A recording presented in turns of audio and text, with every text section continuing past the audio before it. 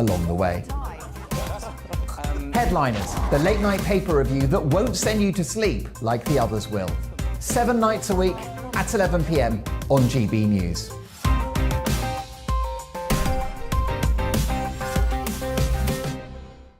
Monday to Thursday nights on GB News. At 6, it's Dubes & Co. 7 o'clock, Farage.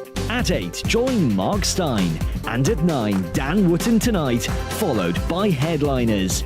On TV, radio and online. This is GB News.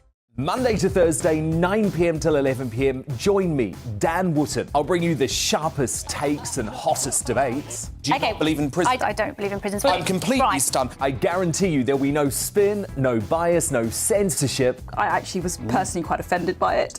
And no reason to go to bed. So I guess they've always been quite woke. That's Dan Wootton Tonight on TV, radio and online. Monday to Thursday from 9 p.m. till 11 p.m. on GB News. The People's Channel, Britain's news channel.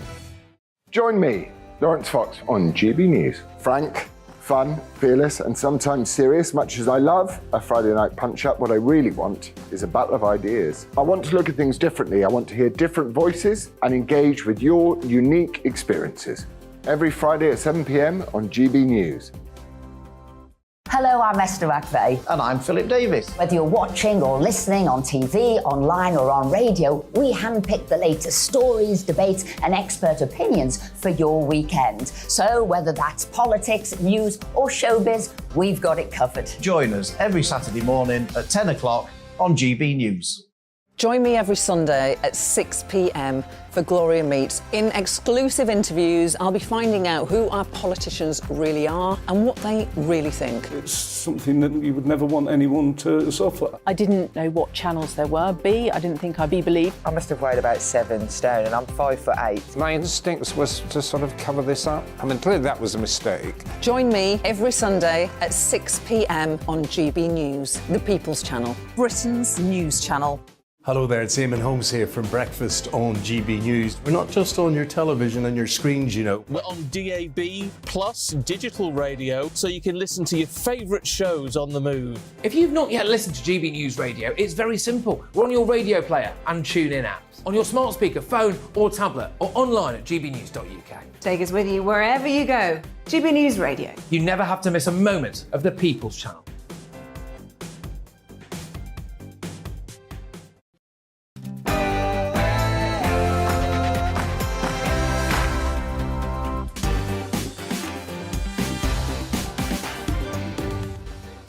It's Friday night. It's cold outside. Shall we have some fun? Welcome to Mark Dolan Tonight, which now starts at the early time of 8 p.m. We kick off with an hour of lively debates and some entertainment along the way. Could Richard Tice and Reform UK cost the Tories the next election? I'm joined by former UKIP MEP Godfrey Bloom. Legendary broadcaster and author Michael Crick is joining me in the studio to talk about Keir Starmer. Is it inevitable that he'll be our next Prime Minister? Is he really Britain's best alternative? And Danielle Lloyd, superwag, will be joining us towards the end of the hour, talking about that shocking story, England player Raheem Sterling, whose family were burgled whilst he was away. Just what do the wives and girlfriends go through? Lots to get through, but first, with me for 3 hours, it's our brilliant Tatiana Sanchez.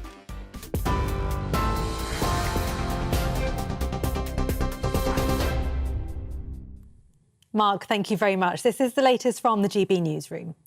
A child with a suspected case of Strep A has died in Sussex, bringing the total number of deaths in the UK to 16.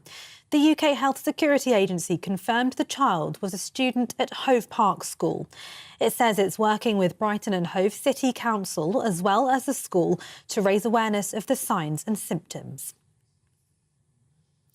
Thousands of Royal Mail staff have walked off the job in a new wave of strikes. More than 115,000 workers rallied outside Parliament demanding better pay and conditions. Members of the Communication Workers Union will strike again on Sunday, with further action planned throughout the month, including Christmas Eve. The Prime Minister says the government is looking at tough new laws to help minimise disruption. The Chancellor has announced plans to overhaul the financial sector, pledging to review and replace hundreds of pages of EU regulations. Dubbed the Edinburgh Reforms, Jeremy Hunt says Brexit has provided a golden opportunity to reshape the rules. More than 30 regulatory changes have been unveiled, including reversing some measures introduced following the 2008 financial crash. Banks have become much healthier financially since 2008. We put in place a process so that financial issues can be resolved, which we didn't have before. But on that basis, we also want to make sure they can compete with other financial centres, whether it's the United States or Asia. And Scotland is in a fantastic place to do that, and that's why these reforms will make a big difference. A fuel poverty charity is warning the rising cost of living and cold weather will leave millions struggling this winter. National Energy Action says people are facing a choice of either living in unheated homes or racking up debt. It comes as the UK Health Security Agency has issued a cold weather alert for England, with temperatures predicted to drop to as low as -10. The Met Office is warning up to 4 inches of snow could fall in London and the South East this weekend. And Brazil have been knocked out of the World Cup, losing on penalties to Croatia.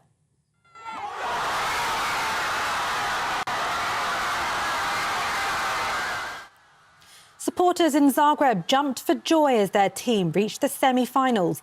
They'll now face the winner of tonight's game, with the Netherlands facing Argentina at the moment. Meanwhile, England are preparing to face reigning champions France tomorrow night.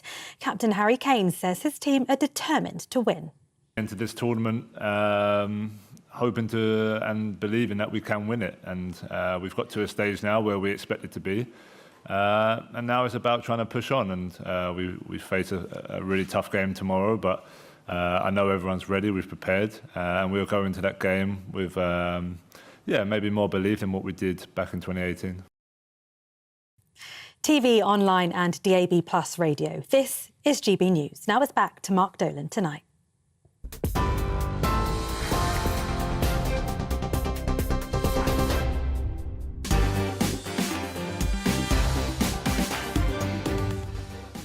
Many thanks, Tatiana. We'll see you in an hour's time. Welcome to Mark Dolan Tonight, which now starts at the earlier time of 8 p.m. right through until 11. We kick off with an hour of lively debate and some fun along the way. Could Richard Tice and Reform UK cost the Tories the next election?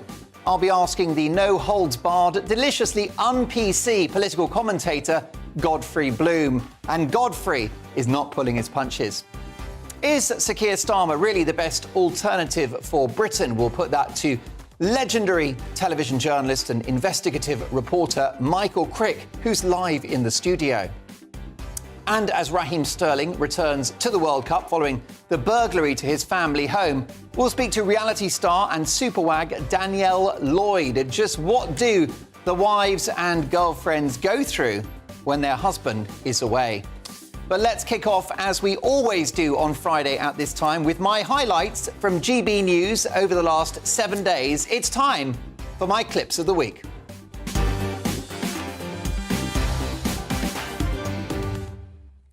Dan Wootton is the jewel in the crown of this place. And what I love about his show is there's no spin, no bias, and no censorship. That's right, no spin, no bias, no censorship. He is the king of neutrality. Take a listen to this perfect example of Dan being very balanced in relation to Harry and Meghan and their new documentary series. An act of treachery against their own flesh and blood, the institution of the monarchy, our late, great Queen Elizabeth II, the United Kingdom, the British public, and even the Commonwealth. Yeah, that's very vague, Dan. It's ambiguous, it's vanilla. What do you really think? Yep, the Duke and Duchess of Delusion went for the jugular in the disgraceful first 3 episodes of their Netflix reality show, taking millions in dirty Hollywood money to pursue a deranged attack on their enemies. I enjoyed that, Dan, but at some point you're going to have to get off that fence. Now, I love our team of correspondents there around the country representing the whole of Britain. They're the best in the industry. And the delightful Jeff Moody surpassed himself with this audition for Ramsay's Kitchen Nightmares. Straight back. Oh, there you go. Well, thank you very much. Oh, it's really hot. Right, I want to talk to you. Oh, this is really hot. Oh, dear. Hello. How are you? You okay? I'm all right. It's really, really hot. Blimey. Now, let me tell you that I know Jeff Moody very well, and let me tell you that's not the worst thing he's had in his mouth. The team on Headliners, our late-night newspaper review show, are nothing if not fully informed. Here is the comedian and presenter Josh Howie showing how useful he'd be sat next to Alan Shearer and Rio Ferdinand on Match of the Day.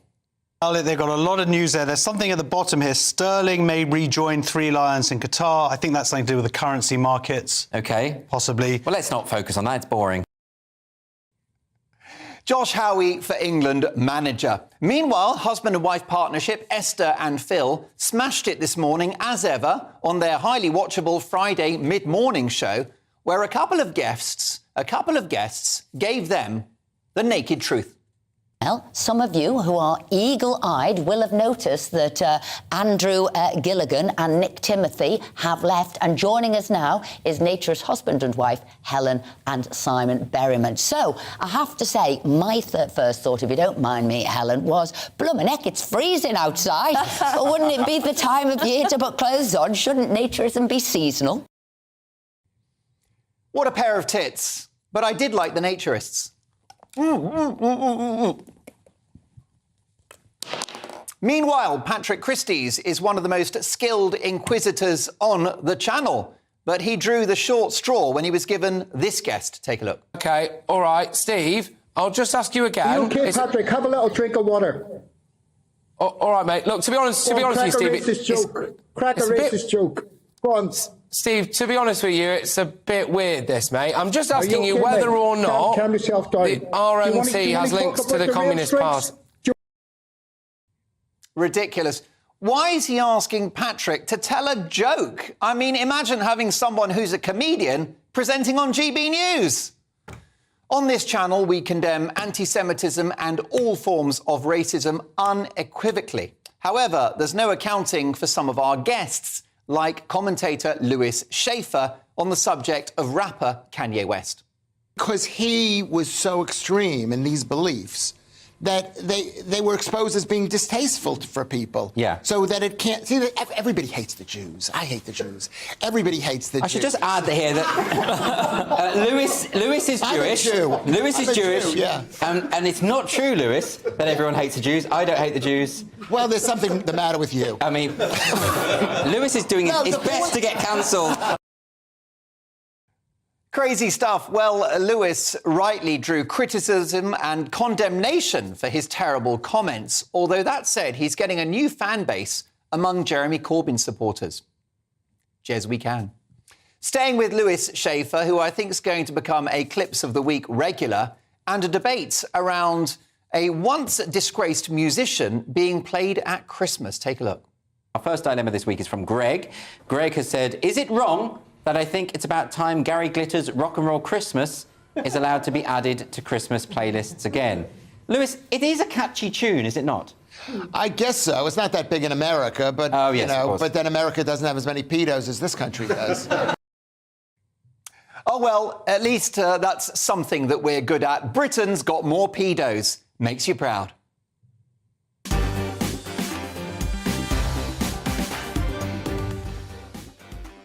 Now, folks, if you have spotted a clip on GB News that you think is worthy of Clips of the Week, then why don't you drop me a line? Please label the email Clips of the Week.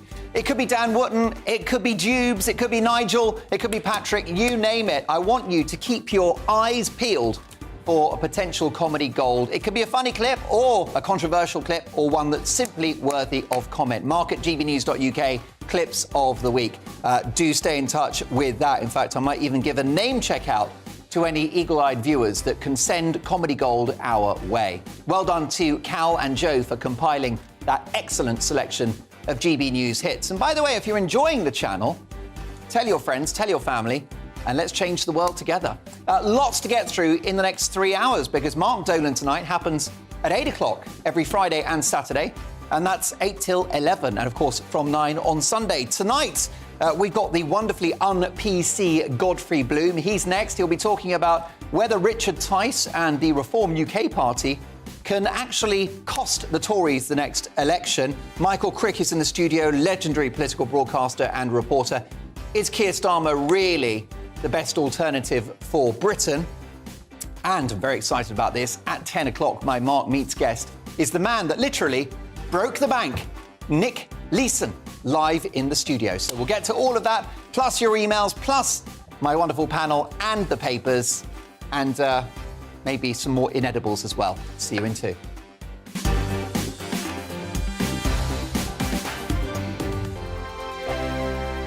Monday to Thursday, 9 p.m. till 11 p.m. Join me, Dan Wootton. I'll bring you the sharpest takes and hottest debates. Do you not believe in prison? I don't believe in prison. I'm completely stunned. I guarantee you there'll be no spin, no bias, no censorship. I actually was personally quite offended by it. And no reason to go to bed. So I guess they've always been quite woke. That's Dan Wootton tonight on TV, radio and online. Monday to Thursday from 9 p.m. till 11 p.m. on GB News. The People's Channel, Britain's news channel.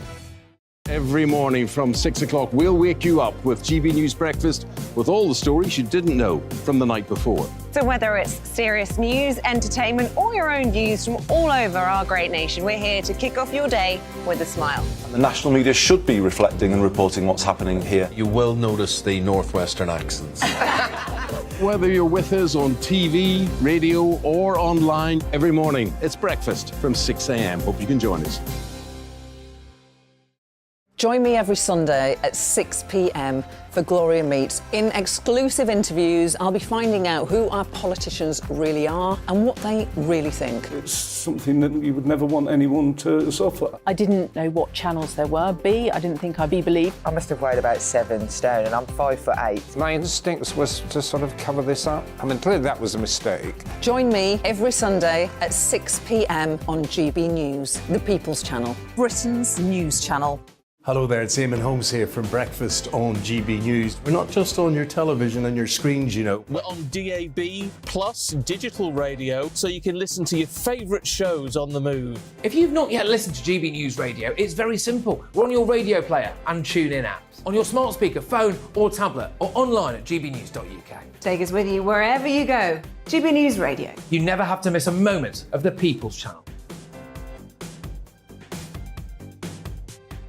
My name's Tom Harwood and join me 9:30 a.m. every weekday for The Briefing, your one-stop shop for everything you need to know about what's going on in politics today. I wonder if this is a deal that might need to be like the biscuits in this factory, twice baked. Is there not an opportunity here to win out against the extremes? Tom Harwood, GB News. What are you going to do about it? Things should have been done differently, and they certainly are being done differently. Don't miss it. The Briefing with me, Tom Harwood, 9:30 Monday to Friday on GB News. Hello, I'm Simon Evans. Join me on GB News for Headliners at 11 p.m, where I'll be joined by 2 of the country's top comedians as we take a look at tomorrow's newspapers tonight. If it's a big story, we'll be covering it, I guarantee, but we'll also have some fun along the way. That's GB News Headliners at 11 p.m. We won't put you to sleep, unlike some of the other paper review shows out there. So join us, 11 p.m, 7 nights a week.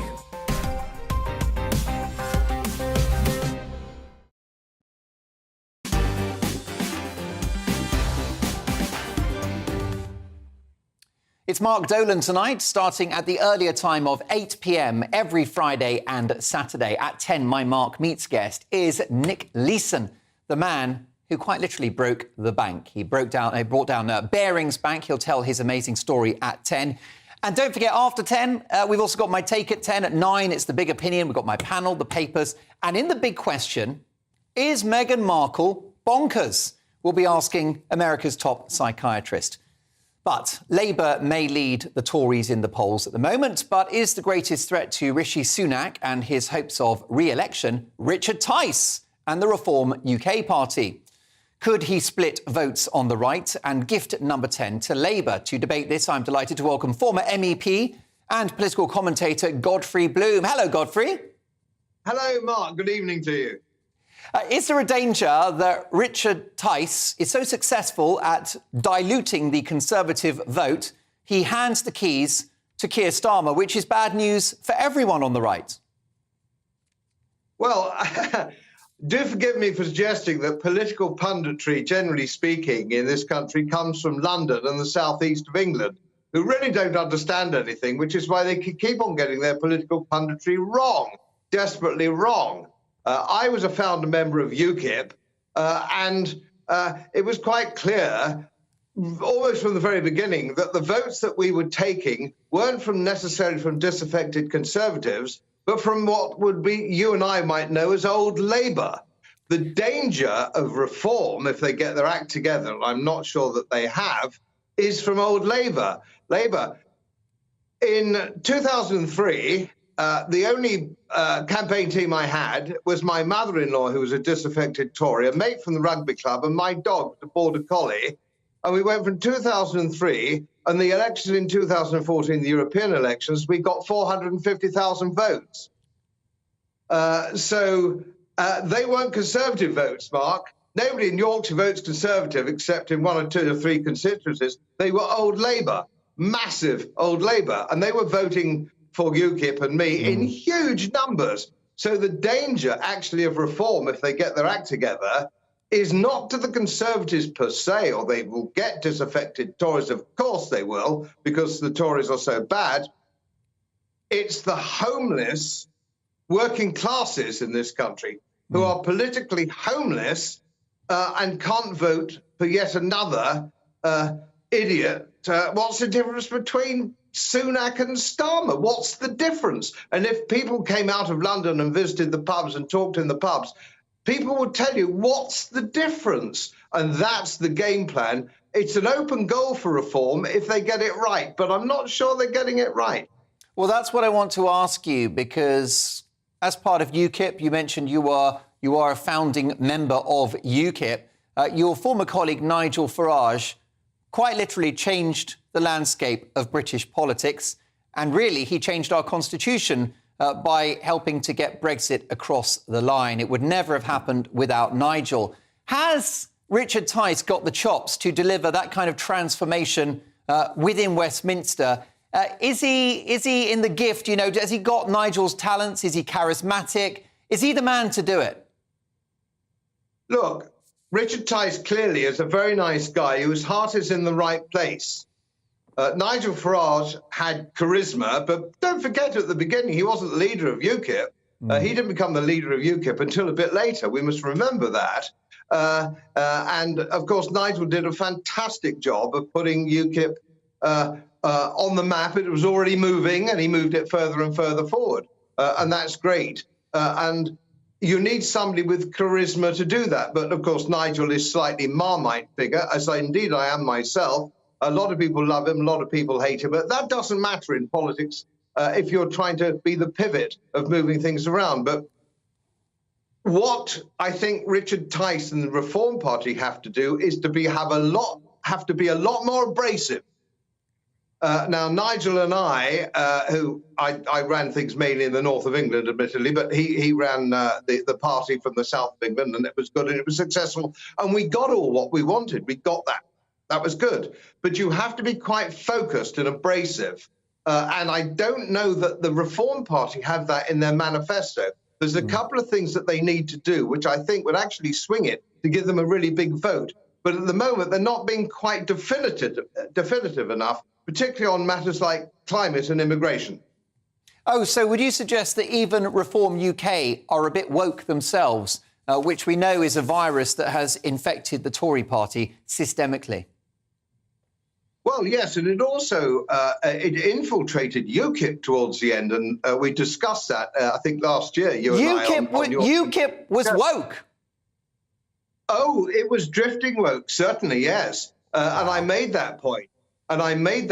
It used to be grassroots. What you saw was what you get. It was grassroots. And suddenly it was softly, softly catchy monkey when the whiff of ermine came the way of UKIP and perhaps the occasional knighthood. Let me give you an example of that, if I may, Mark, just for a moment, very quickly. Immigration. Now, if you look at their manifesto, Reform are saying, yes, let's take them back to their point of embarkation. It's about number 4 on their list of things to do with immigration. Now, if I were the leader of Reform, I would be coming on TV and saying, I will mobilise the Royal Navy and the Royal Marines and we will tow them back. And I don't give a stuff what the French think, what the world thinks, what anybody thinks, what the left wing think. We're going to tow them back. Not let them come here into a hotel and try and streamline the procedure, because what we've got at the moment, which is fascinating, with the Home Office, are saying, hey, we've cracked this. We go and pick them up from the French coast virtually, bring them to a 4-star hotel, and we fast-track them to become British citizens. That isn't the answer to our immigration problem, all right? That's not the problem. And, of course, Richard Tice is on record as saying he's going to go with the Paris Accord on climate. And Trump's beginning now to look, if we may look across the water, President Trump, ex-President Trump, is beginning to say, look, just a minute, this climate thing is not real. It's fake science. It's a bit of a hoax. And if you go to the pubs in the provinces, everybody believes it. I'm talking to you from East Yorkshire. It is freezing, and it's been freezing for days. 30 years we've had to listen to this. And if Richard Tice came out and said, we've got 2 things, we're going to tow them back with the Royal Navy, and we're going to get rid of all this silly nonsense about climate hoax, and we're going to start sorting ourselves out, that would possibly give him a massive working class vote in the north of England. I don't hear that at the moment. Godfrey Bloom, what is your view of the current strikes that have been threatened and indeed scheduled by nurses and the RMT Rail Union? The nurses on the 15th and 10th of December, and the RMT, both sides of Christmas. Well, it's fascinating, isn't it? Just leaving the rail strike aside for a moment, because that comes and goes, and I'm an old geezer now, I'm 73. I grew up with rail strikes. That's nothing new to me. But what is interesting is the nurses. Now, the Royal College of Nurses, who should be sticking up for nurses, aren't doing so. What they're saying is we want more money, more bills, more money, and all this kind of thing.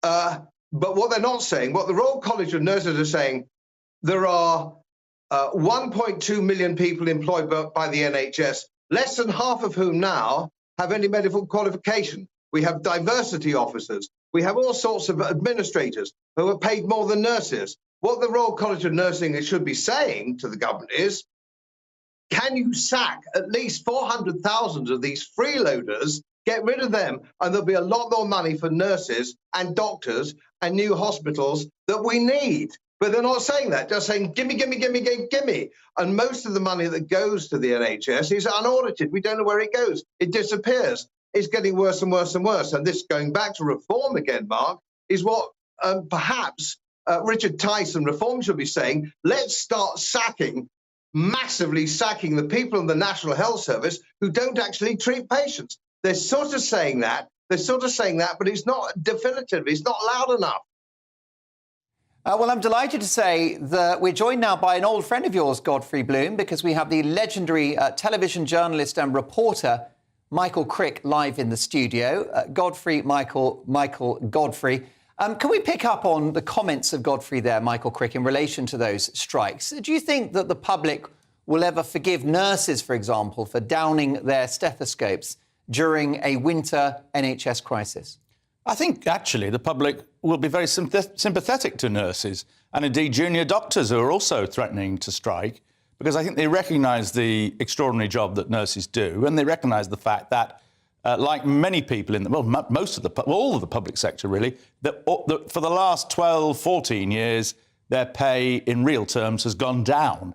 And there comes a point where it's actually very, very difficult for them to carry on being nurses. I mean, a lot of them will have ploughed huge amounts of money into their training and their, a lot of them go to university these days. There comes a point where they say, look, enough is enough. We've been having effectively pay cuts year after year after year at a time when the country wants more nurses, more people to work in the health service. So I think that the public will at least initially be sympathetic. The problem is going to arise if you then get 1 or 2 people dying in the health service as a result of the fact that people have been on strike. Well, that's a concern. Now, it's not an accident that we've brought both of you together, because I like to build bridges. Once I've sorted out this drama, I'll head to Northern Ireland and then the Middle East, because Michael Crick, I believe that you had something of a contretemps with Godfrey Bloom some time ago. Do you care to give your side of the story? What's your account of what happened, Michael? Well, it was at a UKIP conference about 10 years ago now, and I went up to Godfrey with the conference brochure, which had lots of little photographs of all, I think, the UKIP councillors from around the country. And I couldn't spot a single black face amongst them, or Asian face. And I put this point to Godfrey Bloom, and he got very, very angry with me, and he seized the conference brochure.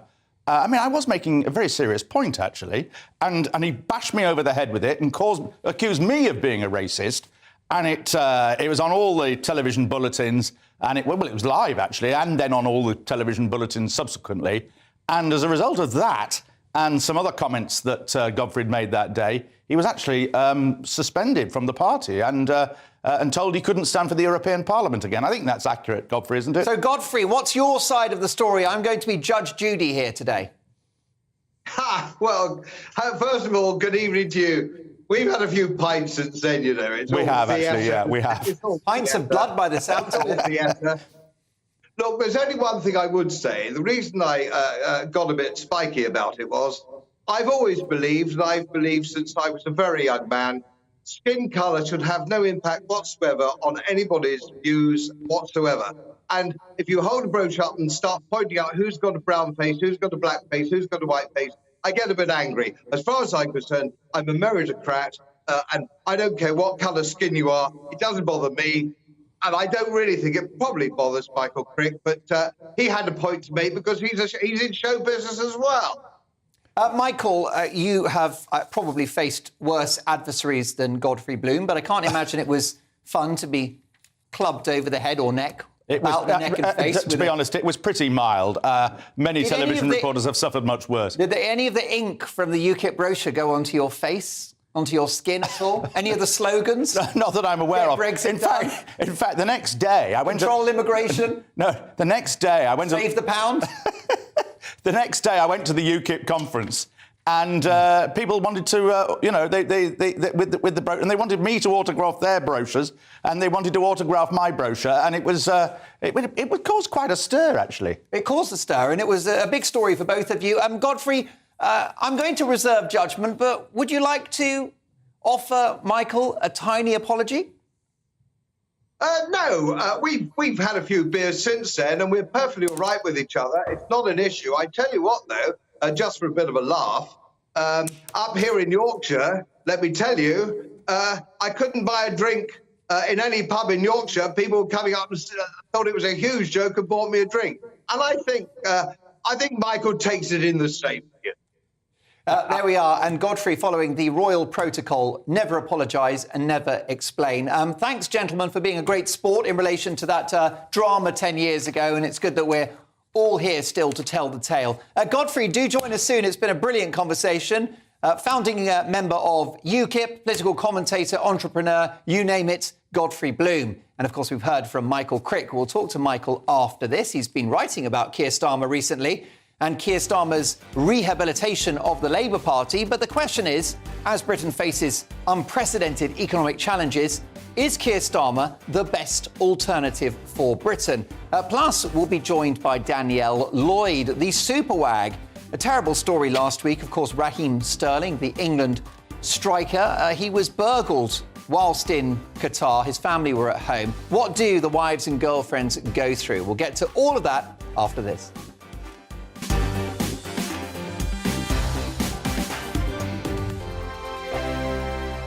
We are GB News, and we'd like to say thank you to each and every one of you for bringing us your conversations, for helping our great nation find its voice. We are here for you on radio, television, and online, across England, Scotland, Wales, and Northern Ireland. It's not the BBC, you actually get your facts right. We are proud to be GB News, the People's Channel, Britain's news channel.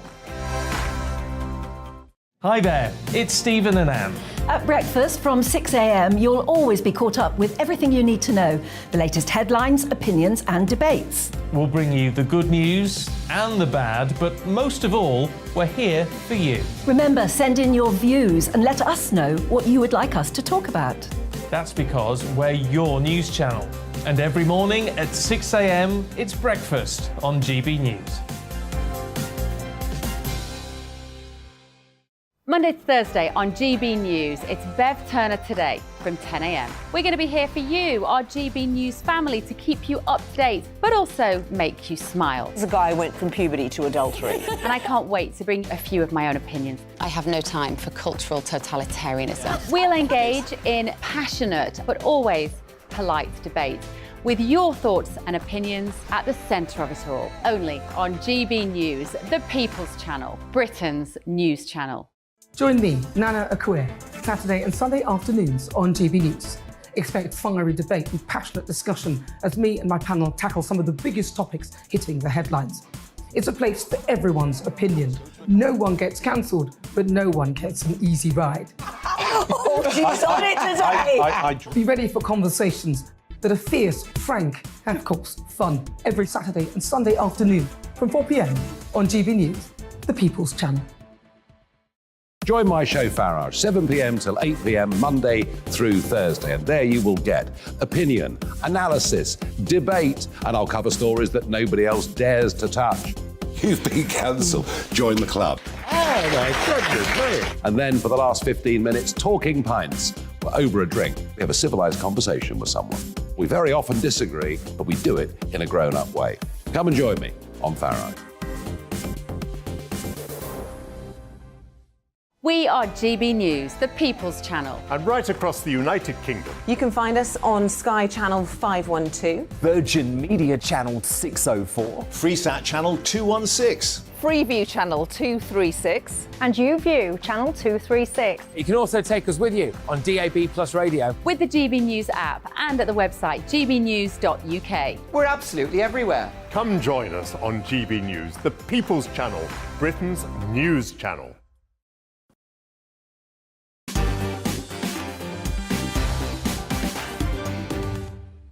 I'm very excited about my Mark Meets guest at 10 because it is none other than Nick Leeson, the man who literally broke the bank. He brought down Barings Bank and he tells his story at 10 o'clock, how he managed to rebuild his life after a stint in jail. But look, lots to get through in this hour. With Labour consistently ahead in the polls, with many anticipating a landslide victory at the next election, is Keir Starmer the right man to lead Britain as we face almost unprecedented economic and societal headwinds? Is he really the best alternative for this country? Let's ask the legendary political journalist and reporter Michael Crick. Hello, Michael. Hello. Let's go back to UKIP in a moment, because I know you've got some thoughts there on Richard Tice and Reform UK and all the rest of it. But can we talk about Keir Starmer? He's done a good job, hasn't he, rehabilitating his own party and excavating it of the ghost of anti-Semitism. But I think he's got a ways to go before he looks like our next Prime Minister. Well, I think the odds are he will be our next Prime Minister. I don't think Labour's got it in the bag. I think there's this extraordinary gap there is in the electoral system that Labour needs a 12% lead over the Conservatives just to get a majority of one.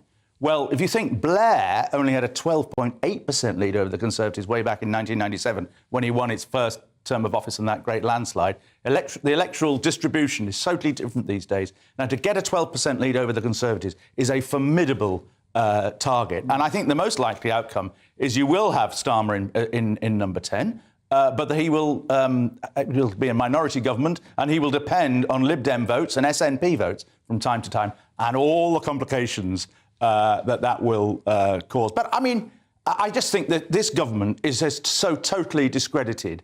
It's not, I mean, it's incompetent. I mean, they just, the country is falling apart. Public services are falling apart. They've mishandled the economy and they've lost any reputation they had for integrity. And we've seen that with its PPE contracts or sale of places in the House of Lords. Shed all of that with Rishi Sunak, haven't they? No, they haven't shed all that. Many of the people. A billionaire, but he's not holding the bloody dagger, is he? He wasn't, a protagonist at Partygate or any such thing. Well, many of the people who are in his government were involved in those kind of things. But I don't think the public they don't blame Rishi, do they? They may not blame him, but, no, I think they do. I think they associate them all together. I think there came a point this summer, it happens often in governments. We saw it with, Black Wednesday under the John Major government. We saw it with, devaluation for Labour in 1967. And there comes a point where the public just lose total any belief in the government. The public don't notice most events in politics, but there comes a moment, and it's generally something to do with money, the pound and finances and so on. And I think that it's incredibly difficult now for the Conservatives to win it back. I think most of the public will say, that's it with the Conservatives. They had their chance. They've been there for 12 years. They're tired. They're incompetent. They've run out of ideas. They've run out of good people. And that's why I think things are likely to get much worse in the next 2 years. And the next election, by the way, is 2 years away. I mean, it's quite a long time. But, I mean, inflation, goodness knows how long it's going to carry on at 11% or that kind of level. A real cost of living squeeze, strikes, industrial discontent, and all sorts of other... I mean, the health service falling apart. It's difficult to see how Sunak gets a grip on all of that. But then, of course, it's difficult to see how Starmer would get a grip on it once he came to office. And I agree with you. I mean, I think the Conservative brand is shot to pieces. But I just wonder whether Sunak can reinvent himself and almost decouple from that Conservative brand and just pitch himself as a steady and stable. What was it? What was Theresa May? Strong and stable. That pitch himself as a safe pair of hands. Because I know the Tories are unpopular, but I don't think that anyone particularly likes Keir Starmer. Well, I think people are not inspired by Starmer in the same way they were by Tony Blair, 25 years ago, or Harold Wilson in 1964. Wilson and Blair in those days. And in a way, Starmer is modelling himself on both men. And, I mean, his conference speech this October, I thought was actually tremendous. One of the best leader speeches I've ever heard. And it's so much better than he was doing 2 years ago. He's performing so much better in the House of Commons. And his confidence is up. He's got spring in his step, hasn't he? We're talking about two very, very inexperienced politicians here, Sunak and Starmer. They've, both of them, only been MPs for 7 years. And every now and then it shows. And, Sunak has had to deal with a whole succession of continuingly sleaze scandals and so on, the whole problems of Suella Braverman, the whole problem of the migrants crossing the Channel, and now the PPE scandal, which looks like blowing up way beyond Baroness Moan into all sorts of other companies and their links with the Conservative Party. And I just think people are fed up with this government, just like they were in 1997. Remember, in 1992, we had Black Wednesday. After that, the economy actually went rather well under Ken Clarke as Chancellor and so on. But it was too late. The Conservatives had lost public confidence, and it's very, very difficult to get it back. I don't want to labour the point, no pun intended, but an interesting poll puts Rishi Sunak ahead of Keir Starmer as best Prime Minister. So it's pretty clear Labour are a shoo-in for some sort of victory, potentially, as you've hinted, the biggest party in a hung parliament. But is the Starmer factor a concern, particularly in those red wall seats? Many won't forgive Labour for their position on Brexit. Of course, the architect thereof was Keir Starmer as shadow But on the other hand, I think many of those red wall seats at the same time won't forgive this government, and particularly Boris Johnson, for all the promises he made back in 2019 about levelling up and have been made since. And nothing's happened. There's been, frankly, it was never likely to happen within 1 4 or 5 year parliament. But Johnson went round, telling everybody, we will make an impact, we will come and rescue you. And it didn't, it hasn't happened, and it's not going to happen in the next 2 years. I mean, partly it's because of COVID, that's not the government's fault, but nonetheless, they haven't managed to make an impact in those seats. And some of those people will go back to Labour. I think the swing towards Labour is likely to be much stronger in the south and amongst middle-class people than it is in the north. and we saw that in the local elections. The evidence of that once people have stopped voting Labour after 100 years, it's quite difficult to win them back. But nonetheless, I think the overall outcome will be a Starmer minority government, in my view. But I think that there's all sorts of problems Starmer's got. I mean, right now it's like Harold Wilson. He looks incredibly unprincipled. I mean, we saw it today, where he's saying that the proposed new trade union laws are wrong, but that Labour won't repeal them. Well, if something's wrong, then surely Labour should repeal it. It looks opportunistic, and you've seen that time and again. I mean, look at the way in which he became leader. He was using the word socialist all the time, saying that policies wouldn't change much from the Corbyn years. Not long before, he'd said how Corbyn would make a good Prime Minister. Now Starmer is a totally different man. He said, he would allow local Labour parties to choose their candidates. Well, I studied this quite closely, and the grip that Starmer and his team, and really it's the team more than him, I think, have got on the party. They've really eliminated the left almost from being chosen as a candidate anywhere. It has become quite a Stalinist party, the Labour Party, right now. And it makes me worry as to what civil liberties will be like under a Starmer government, what it will be like for members of the media, for instance, even though Starmer was, in his day, a human rights lawyer. But you're so right, especially given that Starmer was quite the lockdown hawk during the pandemic. Let's wargame the notion of Prime Minister Keir Starmer. In times of plenty, Labour governments have done good things for this country, particularly in the Blair years, I would argue. However, what's the point of a Labour government when the country's broke? I know. I mean, that is the problem he has. Because there ain't going to... I mean, 97, Labour, the economy was doing really well after, following Black Wednesday and the Clark... Kenneth Clarke fixed the roof, didn't he? Well, to a degree. And Labour were very cautious about spending the money, but they did spend over the next 8 years or so. They did spend a lot of that money. Public services. They did. They gradually started, although they didn't do it as fast as many in the Labour Party wants, or do it as fast actually as Ken Clarke said he would have done if he'd remained in office. He was astonished at how cautious Labour were after the Conservatives were thrown out. That's not possible now. I mean, it's very difficult to see how Labour makes a difference. And of course, you're going to have all these trade unions, many of them affiliated to the Labour, most of them affiliated to the Labour Party, now expecting a Labour government will meet their pay demands, or at least meet them a bit more generously than the Conservatives had.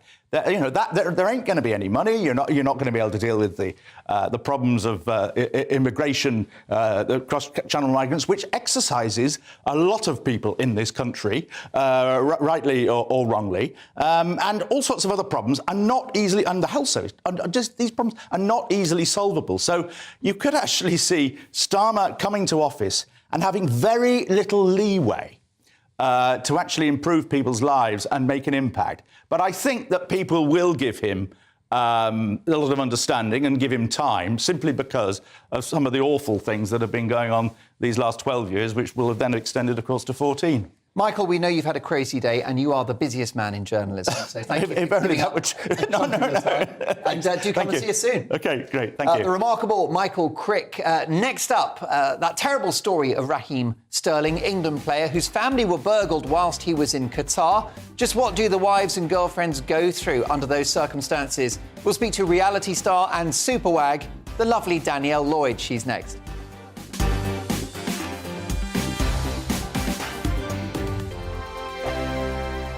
Monday to Thursday nights on GB News. At 6, it's Dubes & Co. 7 o'clock, Farage.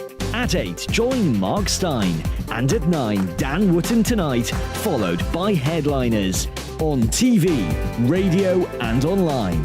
This is GB News. Here on GB News Live, we'll be keeping you in the picture, finding out what's happening across the country and finding out why it matters to you. We'll have the facts fast with our team of reporters and specialist correspondents. Wherever it's happening, we'll be there from 12 noon on TV, radio and online. GB News, the People's Channel, Britain's news channel. Hello, I'm Michelle Dewberry, and you can join me every weekday 6 till 7 on Jubes and Kerr. Me and my panel will get stuck right into the day's events, and I can tell you, in fact, I can warn you, expect some robust debates, some strong opinions and perspectives from both sides of the fence. It's about you at home as well. I love to read out all of your comments, or at least as many as I can. So join me, Michelle Dewberry, Monday to Friday, 6 till 7 on Jubes and Kerr. We are GB News, the People's Channel. Why not take us home with you by visiting the GB News shop at gbnews.store. You'll find all the official merchandise, a really good present actually for yourself, your friends or your family. We ship across the UK mainland at no extra cost. GB News, the People's Channel. I'm Mark White. As GB News Home and Security Editor, I cover those key issues that are so important to you. Our authorities, our communities doing all they can to combat violent crime. With the public services under unbearable strain, why are we still failing to control our borders? Defence, the first priority of any government, has been continually hollowed out. Can we trust our politicians to protect the armed forces? Join me, Mark White, on GB News. We are GB News, right across the nation. You can get us on television, on radio, on digital. We're absolutely everywhere. Amazing. You see, amazing. You remind me of me in the European Parliament. But here's the most important bit. We are not part of the mainstream establishment. We think and speak just like you do. We are the People's Channel. Magnificent. That's really, really thoughtful. Come and join us on GB News, the People's News Channel.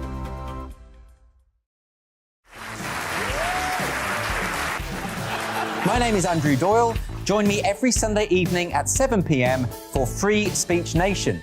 This is a show where we address current affairs and news stories of the week with the help of two wonderful comedian panellists. I brought in comics because I want to give it a lighter edge, and also they work for less. See you there.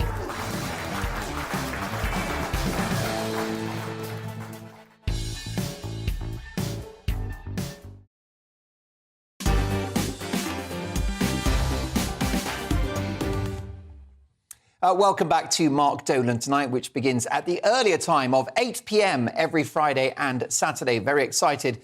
At 10 o'clock, my Mark Meets guest is Nick Leeson, the man who literally broke the bank. He brought down Barings Bank. He tells his incredible story. Plus, in the big question, is Meghan Markle bonkers? We'll speak to a top American psychiatrist and my panel and the papers and lots more. Of course, Big Opinion and Take It 10 is on the way.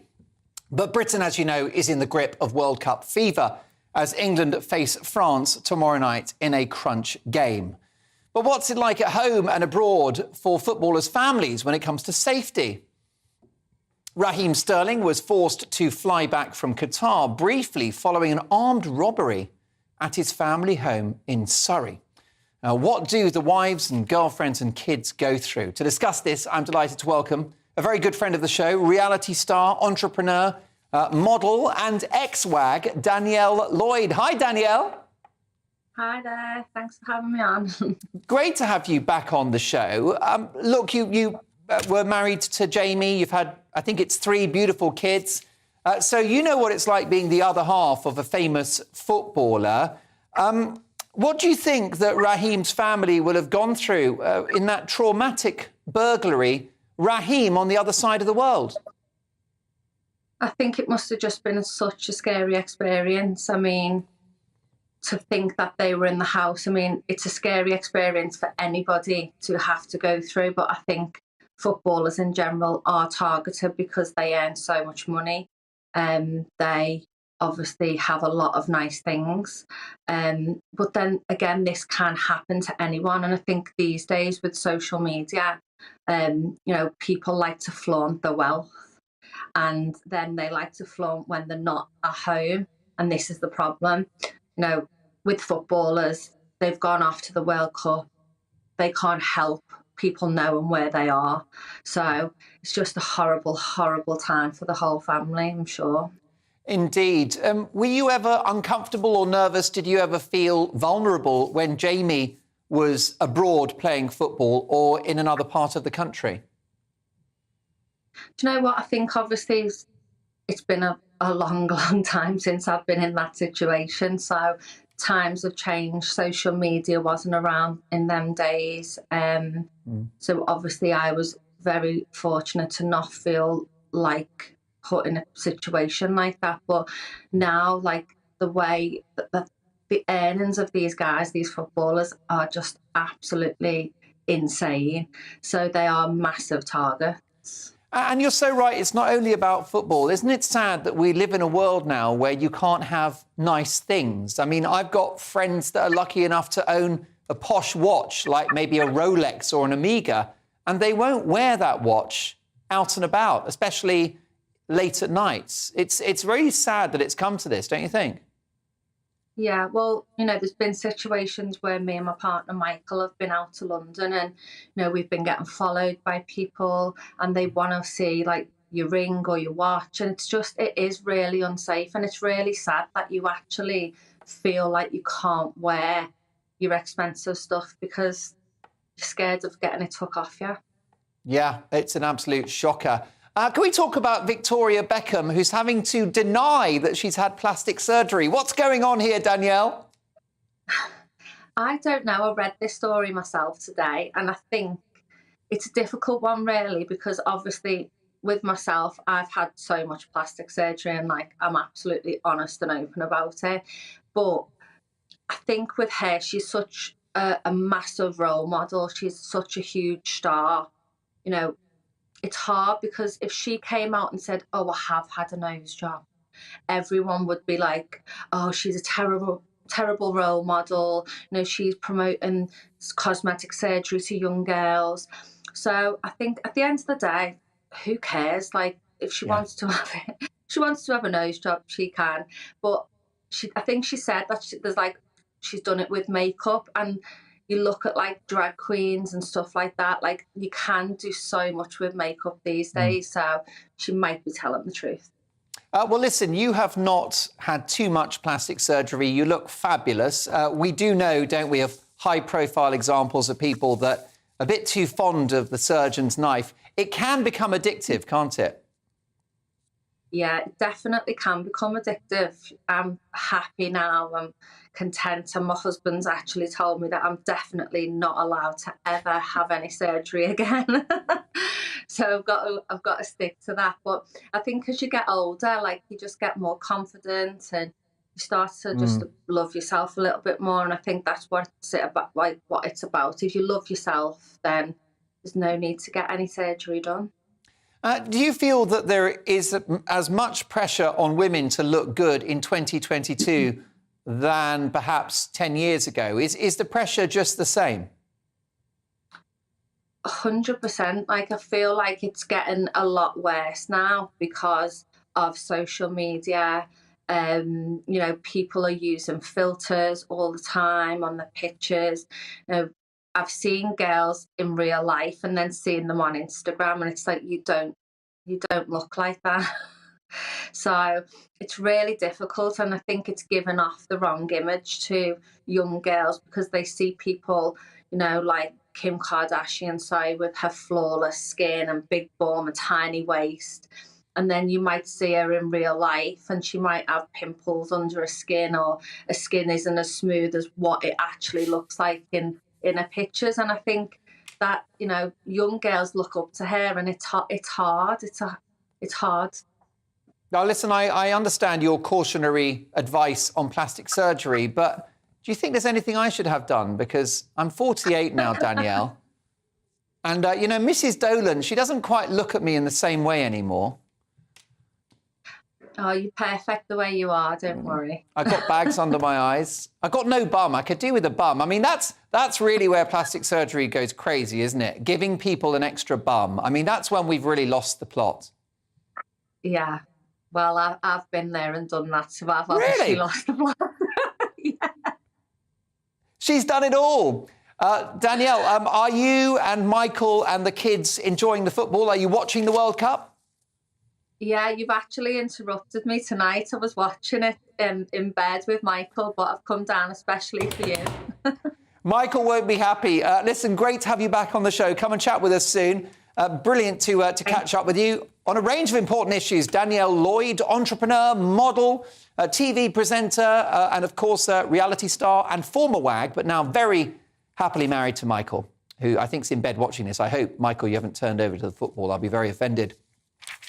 Lots to get through. At 10 o'clock, my Mark Meets guest live on the show is Nick Leeson. This is the man that literally broke the bank. He brought down Barings Bank. It was a huge financial scandal. It was one of the oldest, most respected banks in the world. One man put the wrong calculation into a computer, and that was it.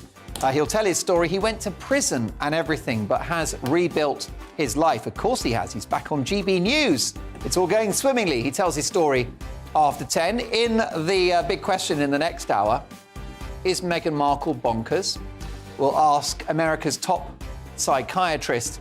And we've got Mike Porky Parry live in the studio. Of course, he is the man with the plan. He's a radio and Fleet Street legend. Look forward to that. And Lizzie Cundy and Emma Burnell, my fantastic panellists.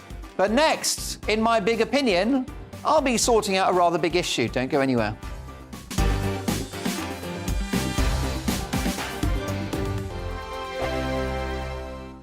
I'm Mark Dolan. Join me at 11 on GB News for Headliners, in which I'll be joined by two of the UK's top comedians discussing tomorrow's papers. If it's an important story, we'll cover it, but we'll have some fun along the way.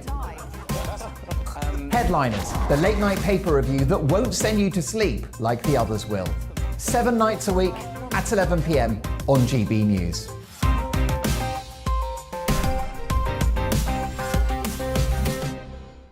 Monday to Thursday nights on GB News. At 6, it's Dubes & Co. 7 o'clock, Farage. At 8, join Mark Stein. And at 9, Dan Wootton Tonight, followed by Headliners. On TV, radio and online.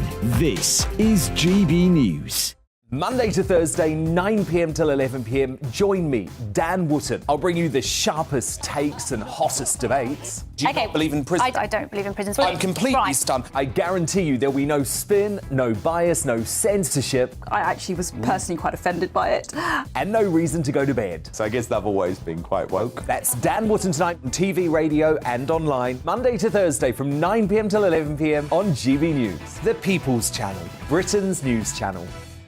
Join me, Lawrence Fox, on GB News. Frank, fun, fearless, and sometimes serious. Much as I love a Friday night punch-up, what I really want is a battle of ideas. I want to look at things differently. I want to hear different voices and engage with your unique experiences. Every Friday at 7 p.m. on GB News. Hello, I'm Esther McVeigh. And I'm Philip Davis. Whether you're watching or listening on TV, online or on radio, we handpick the latest stories, debates and expert opinions for your weekend. So whether that's politics, news or showbiz, we've got it covered. Join us every Saturday morning at 10 o'clock on GB News. Join me every Sunday at 6 p.m. for Gloria Meets. In exclusive interviews, I'll be finding out who our politicians really are and what they really think. It's something that you would never want anyone to suffer. I didn't know what channels there were. I didn't think I'd be believed. I must have weighed about 7 stone and I'm 5'8". My instinct was to sort of cover this up. I mean, clearly that was a mistake. Join me every Sunday at 6 p.m. on GB News, the People's Channel, Britain's news channel.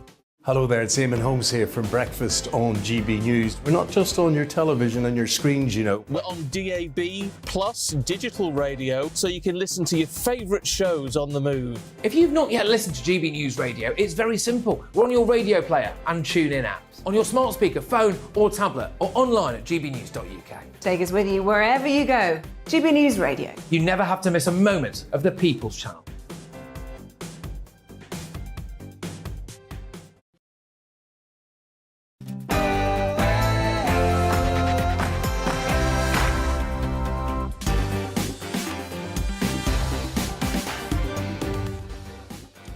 On Mark Dolan tonight, in my big opinion this evening, as Britain opens the first coal mine in decades, common sense politics seems to be returning to this country. And finally, energy independence beckons.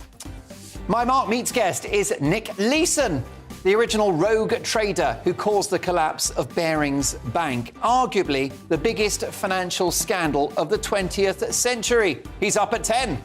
In the big question, as Meghan Markle claims she didn't realise she had to curtsy when meeting the Queen for the first time, we got a simple question.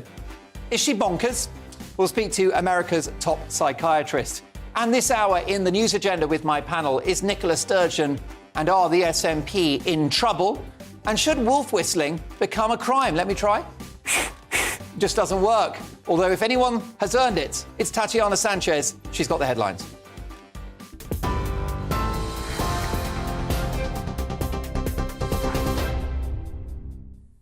Mark, thank you very much. This is the latest from the GB newsroom. A child with a suspected case of strep A has died in Sussex, bringing the total number of deaths in the UK to 16. The UK Health Security Agency confirmed the child was a student at Hove Park School. It says is now working with Brighton and Hove City Council, as well as the school, to raise awareness of the signs and symptoms. Thousands of Royal Mail staff have walked off the job in a new wave of strikes. More than 115,000 workers rallied outside Parliament demanding better pay and conditions. Members of the Communication Workers Union will strike again on Sunday, with further action planned throughout the month, including Christmas Eve. The Prime Minister says the government is looking at tough new laws to help minimise disruption. The government is always going to try and act fairly and reasonably, and that's why we accepted in full the recommendations of the independent bodies that advise the government on the appropriate levels of pay in the public sector. But what I'm not going to do is ask ordinary families up and down the country to pay an extra £1,000 a year to meet the pay demands of the union bosses. That wouldn't be right and it wouldn't be fair. But what I am going to do is ensure that I minimise the disruption to people's lives. The Chancellor has announced plans to overhaul the financial sector, pledging to review and replace hundreds of pages of EU regulations. Dubbed the Edinburgh Reforms, Jeremy Hunt says Brexit has provided a golden opportunity to reshape the rules. More than 30 regulatory changes have been unveiled, including reversing some measures introduced following the 2008 financial crash.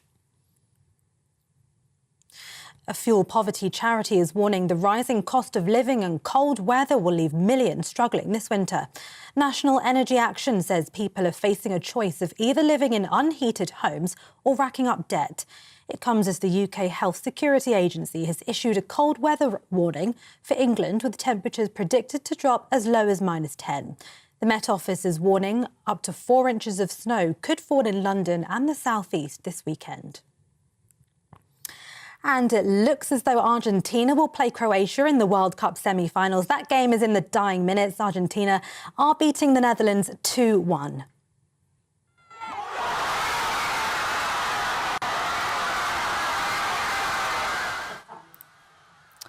Well, these were the scenes earlier today as Croatia knocked Brazil out of the tournament. Supporters in Zagreb jumped for joy at the final whistle.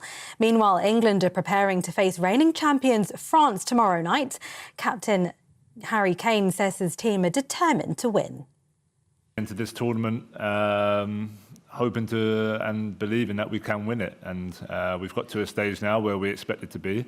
And now it's about trying to push on, and we face a really tough game tomorrow, but I know everyone's ready, we've prepared, and we'll go into that game with maybe more belief in what we did back in 2018.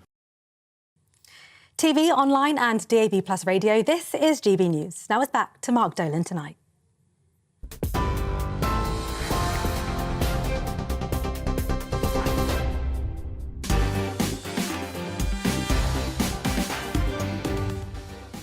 My thanks to Tatiana Sanchez, who returns in an hour's time. In the big question, following the release of Harry and Meghan's new documentary on Netflix, where she claims she didn't realise she had to bow when she met the Queen for the first time, we're asking, is Meghan Markle bonkers? We'll be asking America's top psychiatrist. In my big opinion, as Britain opens its first coal mine in decades, common sense politics seems to be returning to this country. And finally, energy independence beckons. My Mark Meets guest is Nick Leeson, the original rogue trader who caused the collapse of Barings Bank, arguably the biggest financial scandal of the 20th century. He's been to prison, but he's rebuilt his life, and he tells his story at 10. In the news agenda, is Nicola Sturgeon in trouble? We can only hope. Should wolf whistling become a crime? And here's a question for you. Is it too cold? Mark at gbnews.uk, what do you think? Is it too cold? I don't think it's cold enough. With me throughout the show is my brilliant all-star panel of radio and Fleet Street legend, Mike Porky Parry, who's got a warm heart, let me tell you. Showbiz queen, Lizzie Cundy. All of her is warm. And a positive furnace of charm and political opinion, political commentator Emma Burnell. That's not Emma. There you go. That was you, Emma, being missold, badly missold as Mike Porky Parry. And now I want to hear from you throughout the show. The best bit of the programme is when you get in touch. I love your emails, mark at gbnews.uk. And this show has a golden rule. We don't do boring, not on my watch. I just won't have it. So for the next 2 hours, big debates, big guests, and always big opinions. Let's start with this one.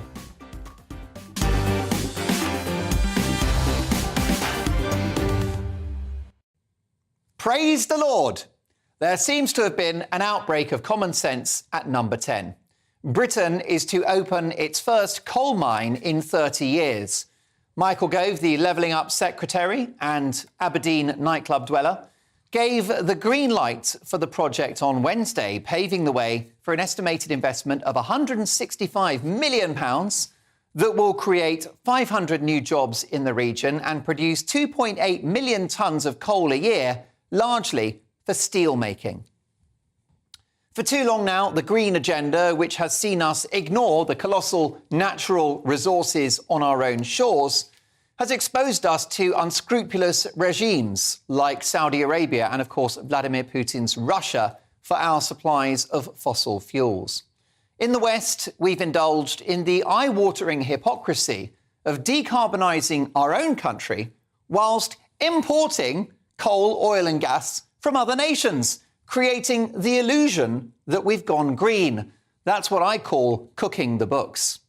It's unforgivable that we face a winter energy crisis, given the fact that we have beneath our feet an estimated 2 to 3 decades worth of shale, a potential 3 decades worth of natural gas and oil, and upwards of 100 years of coal. Now, I want to clean up the planet and get those carbon emissions down. I'm no climate change denier, and I don't think it's a hoax. But whatever your view, who doesn't want clean, green, sustainable, cheap energy? Who doesn't want cleaner air? Who doesn't want to hand the planet to future generations in better condition than we found it? After all, it was a focused effort to clean up the air in Dickensian London, which saw off a public health crisis due to shocking air quality and that famous pea super fog. So where there's a will, there's a way.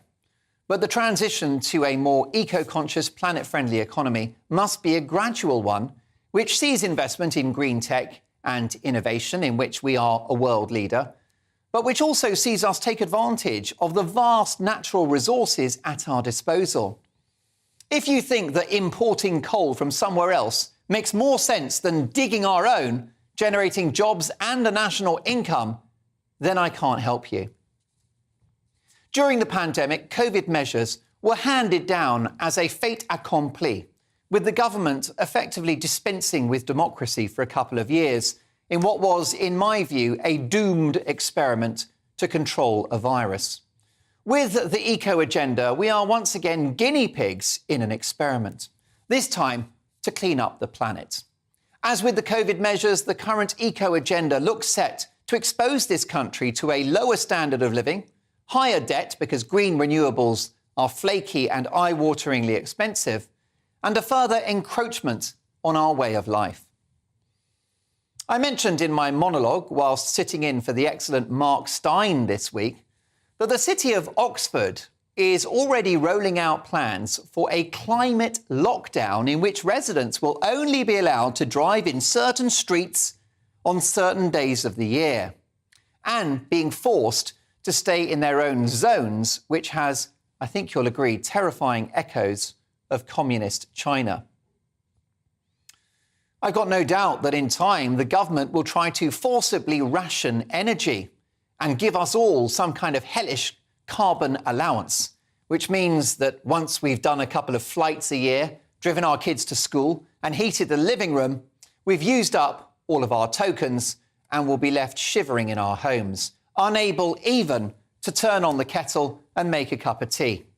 How do you like yours? For me, quite weak, full-fat milk, no sugar thanks. If every country in the world was embarking on this push for net zero, I guess it would have some merit. But why should us Brits make ourselves poorer and colder whilst countries like the USA, Brazil, India and China burn fossil fuels for fun? I think the push for net zero is another element of liberal progressivism, which is infecting the West.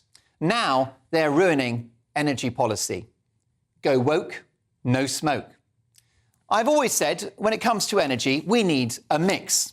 Long-term, nuclear and renewables. I've got no problem with that.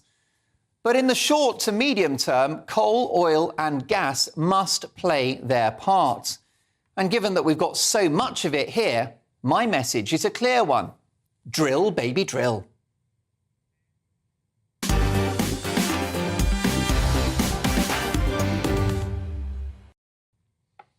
What's your view? Mark at gbnews.uk. I'll get to your feedback shortly, but reacting to my big opinion and all of the night's big stories, including the papers at exactly 10:30 sharp. You can set your watch to it. Radio and Fleet Street legend Mike Porky Parry. Showbiz queen, broadcaster, entrepreneur and good friend of mine, Lizzie Cundy. And political commentator and journalist, another good friend, Emma Burnell. Let me start with you, if I may, Emma. What's your verdict on this decision to open a coal mine in Cumbria for the first time in 3 decades? I'm here to disagree with you, Mark. As you know, that's quite often my role. Surely here. not. It would be, as you say, we don't do boring. It would be very boring if we all agreed. I don't think this is the right move. I really want to see a good energy mix, as you said. I have been completely turned around in my lifetime on nuclear. I grew up, I started off very anti-nuclear power. I'm now absolutely convinced it has to be absolutely at the core of making sure we keep the lights on. And also, it's much safer than it used to be, isn't it? It's much safer than it used to be, and it's much cheaper than and more dependable. We have to make bargains. We aren't going to have some sort of utopian mix, and therefore that's my compromise. I don't think that, and I think it's worth saying this coal mine won't be for working towards our fuel bills. It's a coking coal. It's going to be used particularly for the steel industry, which unfortunately itself is struggling in the UK for completely separate reasons. I want to see better jobs in that area. I think Cumbria has all sorts of things that it can and should be offering.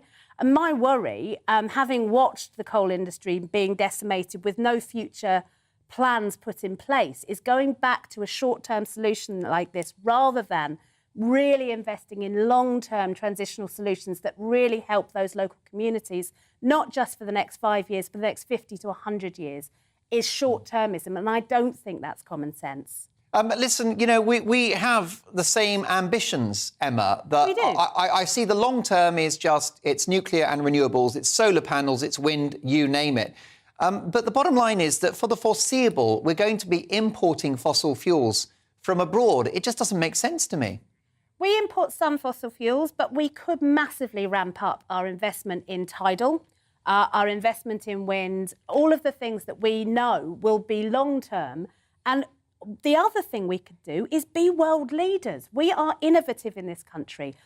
Part of my reason for wanting to invest in these industries is so that we can be the exporters, not the importers. Well, that's a nice idea, but Lizzie Cundy, the Germans have invested upwards of 200 billion euros in renewables over the last 10 years, and they face a winter fuel crisis. So I'm not sure how realistic these eco goals are. No, exactly, Mark, and I'm all with you. I mean, look what's happened this year with the war in Ukraine. We have to be energy independent. We can't be held to ransom by any country.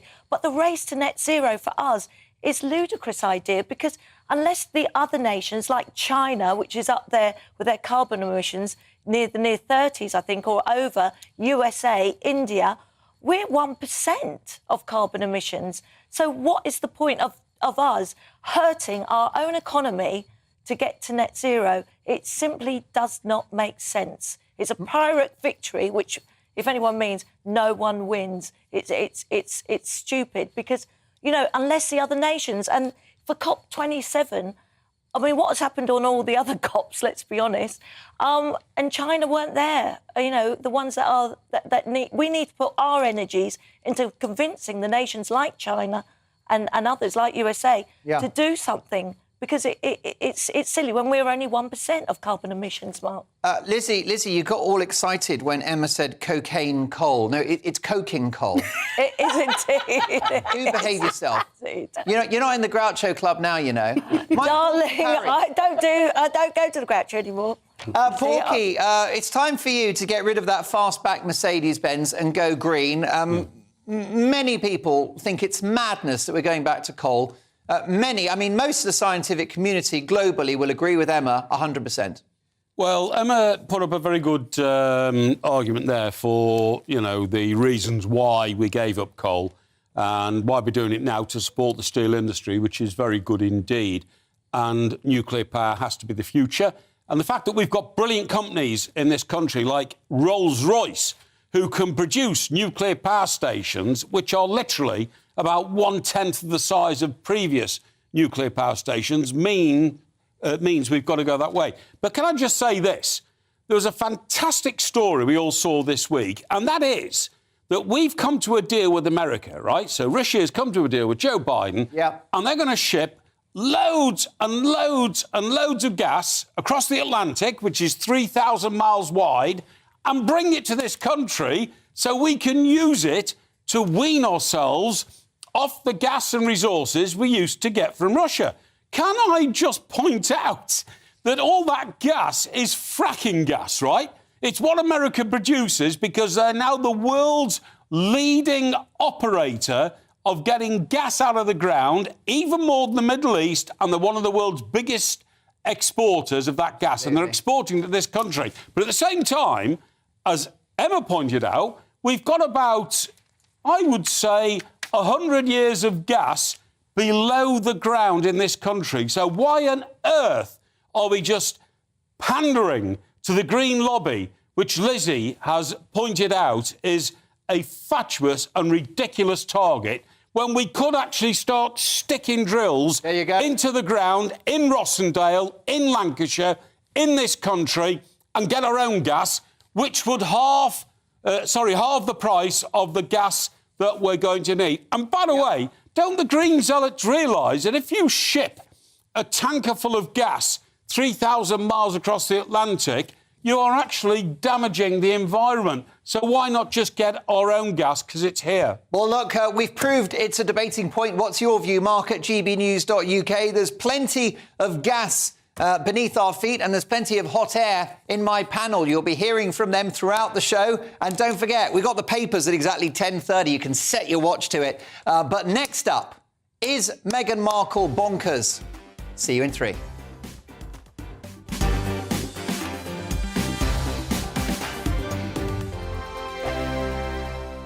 Monday to Thursday, 9 p.m. till 11 p.m. Join me, Dan Wootton. I'll bring you the sharpest takes and hottest debates. Do you not believe in prisons? I don't believe in prisons. I'm completely stunned. I guarantee you there'll be no spin, no bias, no censorship. I actually was personally quite offended by it. And no reason to go to bed. So I guess they've always been quite woke. That's Dan Wootton tonight on TV, radio and online. Monday to Thursday from 9 p.m. till 11 p.m. on GB News. The People's Channel, Britain's news channel.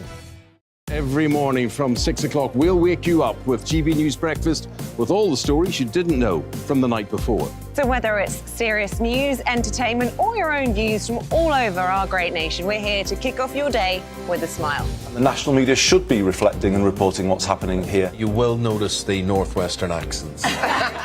Whether you're with us on TV, radio, or online, every morning, it's breakfast from 6 a.m. Hope you can join us.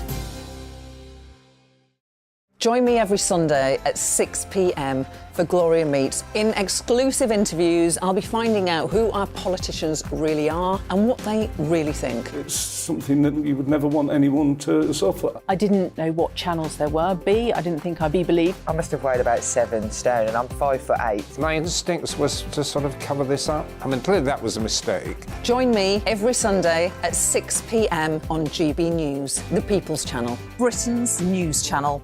Hello there, it's Eamon Holmes here from Breakfast on GB News. We're not just on your television and your screens, you know. We're on DAB plus digital radio, so you can listen to your favourite shows on the move. If you've not yet listened to GB News Radio, it's very simple. We're on your radio player and TuneIn apps, on your smart speaker, phone or tablet, or online at gbnews.uk. Take us with you wherever you go. GB News Radio. You never have to miss a moment of the People's Channel.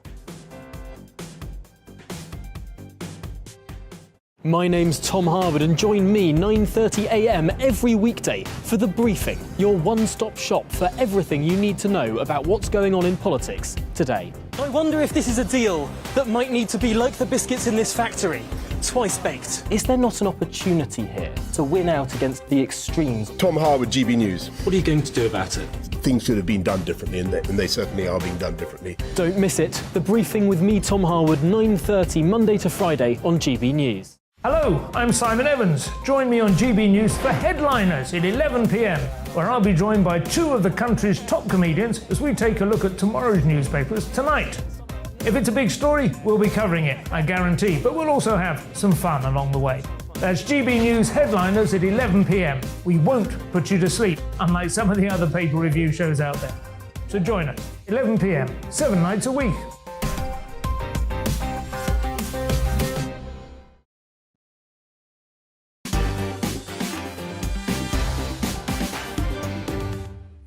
Well, a big reaction to my big opinion monologue. I'm delighted that the government are to open the first coal mine in 30 years in Cumbria. I want clean renewables and nuclear long term, but in the meantime, I don't want to rely on dictators like Vladimir Putin or tyrants like Joe Biden, frankly, because we've done a deal to buy shale gas from the Americans. Rick says, Mark, use every resource available to keep us safe and warm whilst we drive forward with nuclear for a long-term clean energy future. Just get on with it. Wind farms are as much use as an ashtray on a motorbike.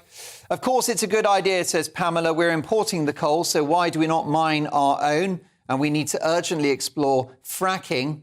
Also, Adrian, more coking coal will be exported, which will stop us getting it from Russia. The pits should never have been closed. A pitman I know, when pits were closed in Northumberland, was made redundant. They were all made redundant and, of course, suffered hugely as a result. Look, thank you for that, Adrian. I'll get to more of your opinions. If you disagree, drop me a line, mark@gbnews.uk. But it's time now for this.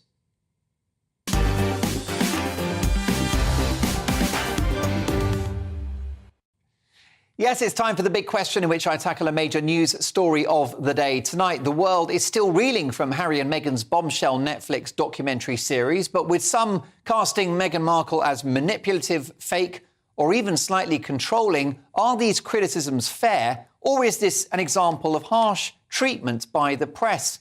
What motivates this young woman? What is her frame of mind? And is she a force for good or ill?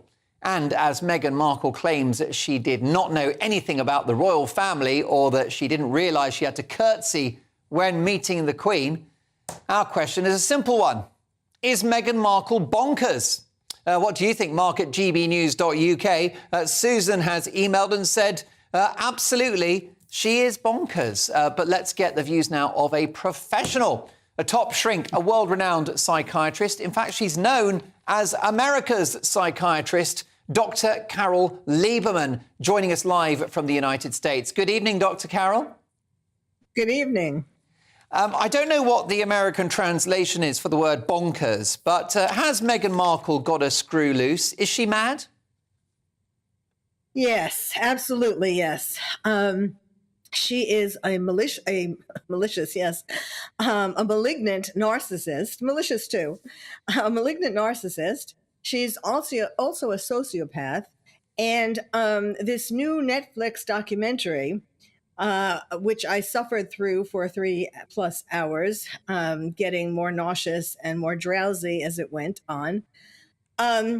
She is very dangerous. You know, she's already proven that she's very dangerous. What her one goal in life is to get as much attention as she can, and she doesn't care who she destroys in the process.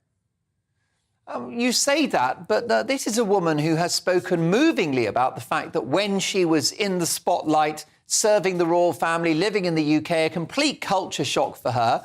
She had terrible mental health problems and got no support from the palace. This woman's been through hell. Oh, yeah, right. I don't believe that for a second. You know, we see, if it wasn't clear before, I mean, first of all, the main thing is I think that she and Harry are responsible to some degree for the death of Prince Philip and the Queen. Because Prince Philip died, yes, he was, you know, of a certain age and getting in frail health, but he died a month after the Oprah interview. And then the Queen died in anticipation of this Netflix documentary and Harry's book. And I think that the stress, she broke their hearts. And that stress, I think, literally led to, or at least contributed to, their death. So, well, Carol, let me interrupt. Carol, just let me interrupt you for a second. This programme is the home of free speech, and I will, of course, give that to you. But, you know, you are, of course, a highly regarded medical professional and a world-renowned psychiatrist. You know as well as I do, we don't have the evidence that the drama among the Sussexes caused the premature and sad death of the Queen or Prince Philip. But I think it's fair for you to say that it can't have been great for their mental health having to witness all that was going on. Well, you know, there are, I mean, of course, we can't say for sure positively at this point, but we can say there are certainly studies, long-time studies, that show that people can die of a broken heart. And so I'm basing it on that. Right. You know, it is very devastating to think about and so on. And her sociopathy, that was on display in particular in this Netflix. I don't know if you saw the documentary yet. Yeah. But you did. So I did. It was really, really hard to watch. I mean, the scene you referenced was one of the hardest ones, where she makes this mocks the Queen, making this curtsy, like, oh, I'm supposed to curtsy. And, you know, she has this strange expression on her face. And the one real moment, I mean, the documentary was filled with lies, but the one real moment was Harry's face when she did that curtsy. And you could see the pain on his face, and you could see him thinking, wait a minute, did I make a mistake here? You know, because he loved his grandmother. Indeed, I think we'll try to source that clip, and it would be useful if we can watch that. So, Greg, see if you can work your magic. I think it would be interesting to take a look at the fact that that Meghan Markle effectively, I think, mocked the monarchy and mocked the memory of the Queen with this rather extravagant bow that she did. And as you say, Harry was extremely awkward. Look, you've been unapologetic in your views about Meghan. You do think that she's quite a manipulative and negative person. What's your appraisal of Prince Harry? I'm glad you asked. You know, I used to think for the longest time that poor Harry, you know, he got manipulated and trapped. I mean, I still think he got manipulated and trapped into this relationship and into this marriage and so on. But, you know, I have come to, the more he has been involved with Meghan, saying things that are towards bringing down the monarchy, the more I realize that it wasn't just that he was this poor, sap who didn't know better. I think that he is, consciously or unconsciously, aligned with her because he is really angry at his father for having the affair with Camilla, for the pain that his father gave to his mother. So he blames him. And he does still have a sense, you know, of that perhaps the monarchy was involved in not just the paparazzi, but, there were these rumors, and I'm not saying that I believe them, but I'm saying that Harry, you know, might, that the monarchy was somehow involved in Princess Diana's death because of who she was going to be engaged to or going out with. And so there's really some anger on his part. And so he stays in the background and he lets Meghan say all these horrible things. But, I think he's getting some gratification out of it. How do you see this dynamic between the two playing out? What sort of shelf life does this relationship have if it's based on such an unhealthy set of themes? It's not going to last forever. I think that when Meghan sees, when Harry, especially if they lose their titles even further, so if Harry stops being as important to her for her fame and so on as he is, then I think if somebody else comes along, perhaps, an A-list actor, for example, who she could use to get her more acting gigs, she just uses people. And so Harry, has been, who doesn't want to be a princess, right? Every little girl wants to be a princess. And so he really served the purpose of getting her onto the world stage. I'm not saying she doesn't have any feelings for him, but I think it's not really about feelings for anybody. She doesn't judge or do things based upon her feelings. It's so much about me. What is this person going to do for me? I've got to say that our brilliant producer, Greg, has been successful. This guy just doesn't take no for an answer, and we've got the clip. So let's bring the panel in. But first, let's have a look at this clip of Meghan Markle explaining how she didn't understand she'd have to curtsy or bow in front of the Queen. This, by the way, is the same Meghan Markle who was pictured in front of Buckingham Palace as a teenager on a trip to London. So explain that one. Anyway, here's the clip. Take a look. Americans will understand this. We have medieval times, dinner and tournament. It was like that. Like, I curtsied as though I was like...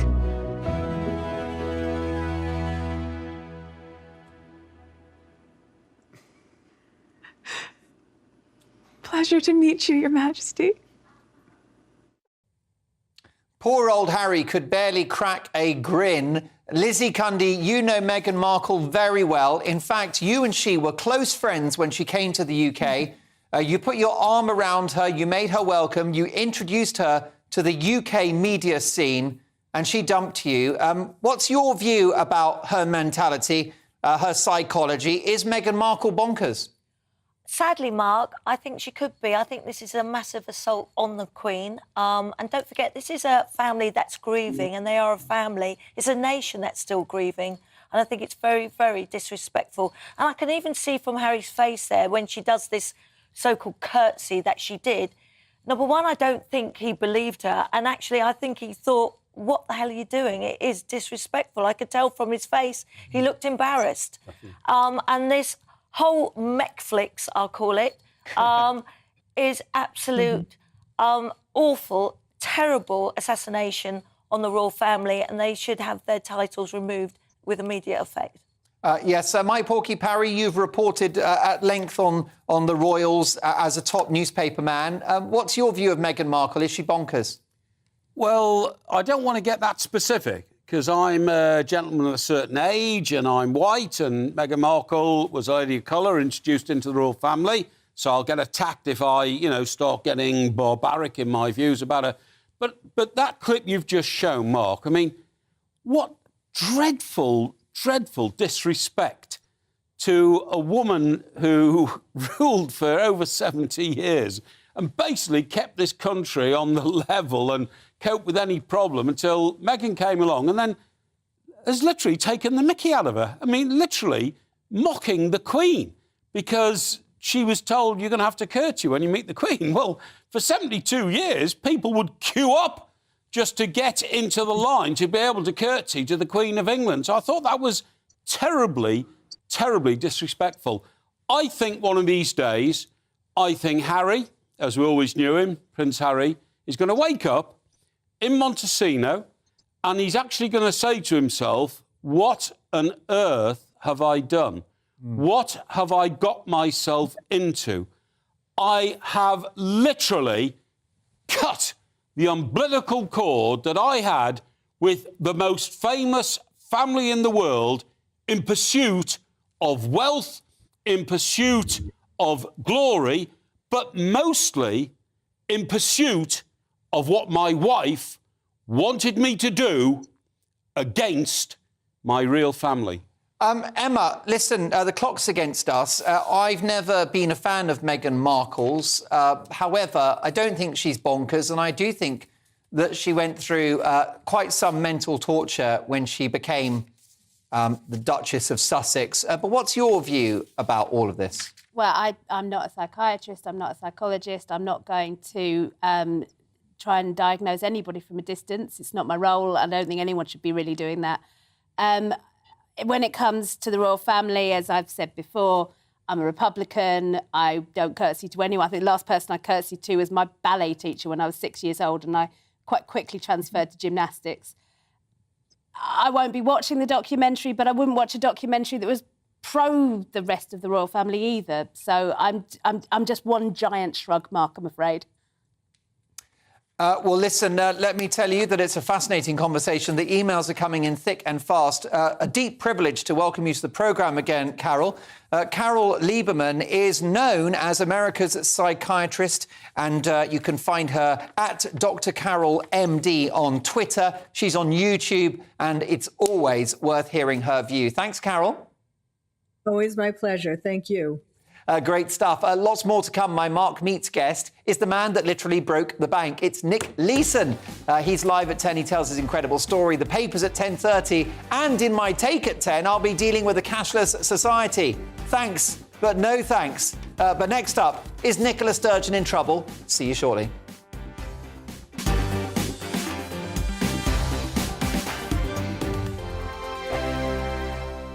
We are GB News, and we'd like to say thank you to each and every one of you for bringing us your conversations, for helping our great nation find its voice. We are here for you on radio, television, and online, across England, Scotland, Wales, and Northern Ireland. It's not the BBC, you actually get your facts right. We are proud to be GB News, the People's Channel, Britain's news channel. Hi there, it's Stephen and Anne. At breakfast from 6 a.m, you'll always be caught up with everything you need to know, the latest headlines, opinions and debates. We'll bring you the good news and the bad, but most of all, we're here for you. Remember, send in your views and let us know what you would like us to talk about. That's because we're your news channel.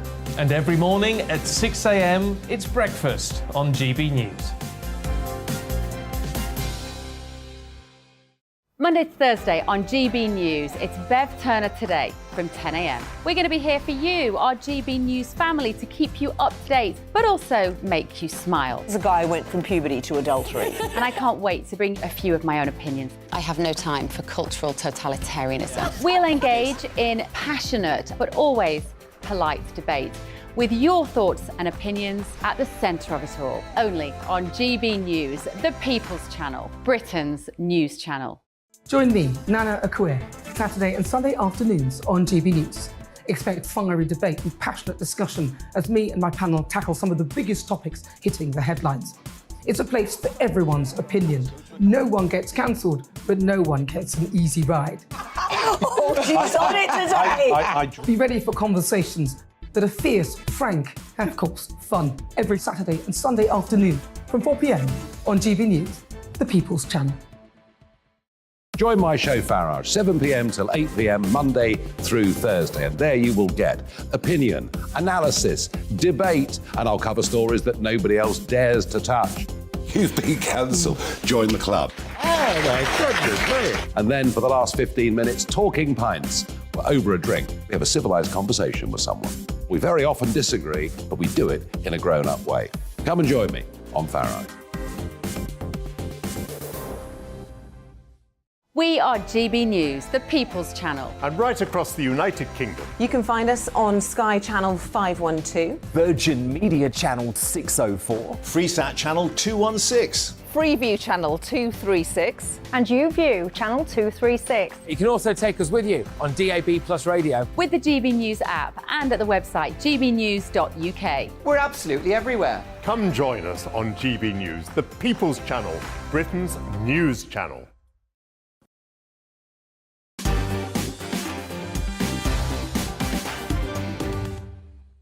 I've got some gold coming up for you between now and 11. Should wolf whistling become a crime? Does sex stop at 60? And is it too cold? We'll get to that shortly. But your emails, how about this on Meghan? Is she bonkers? Hi, Mark. Surely, says Paul, royal protocol must have been explained to her by Harry.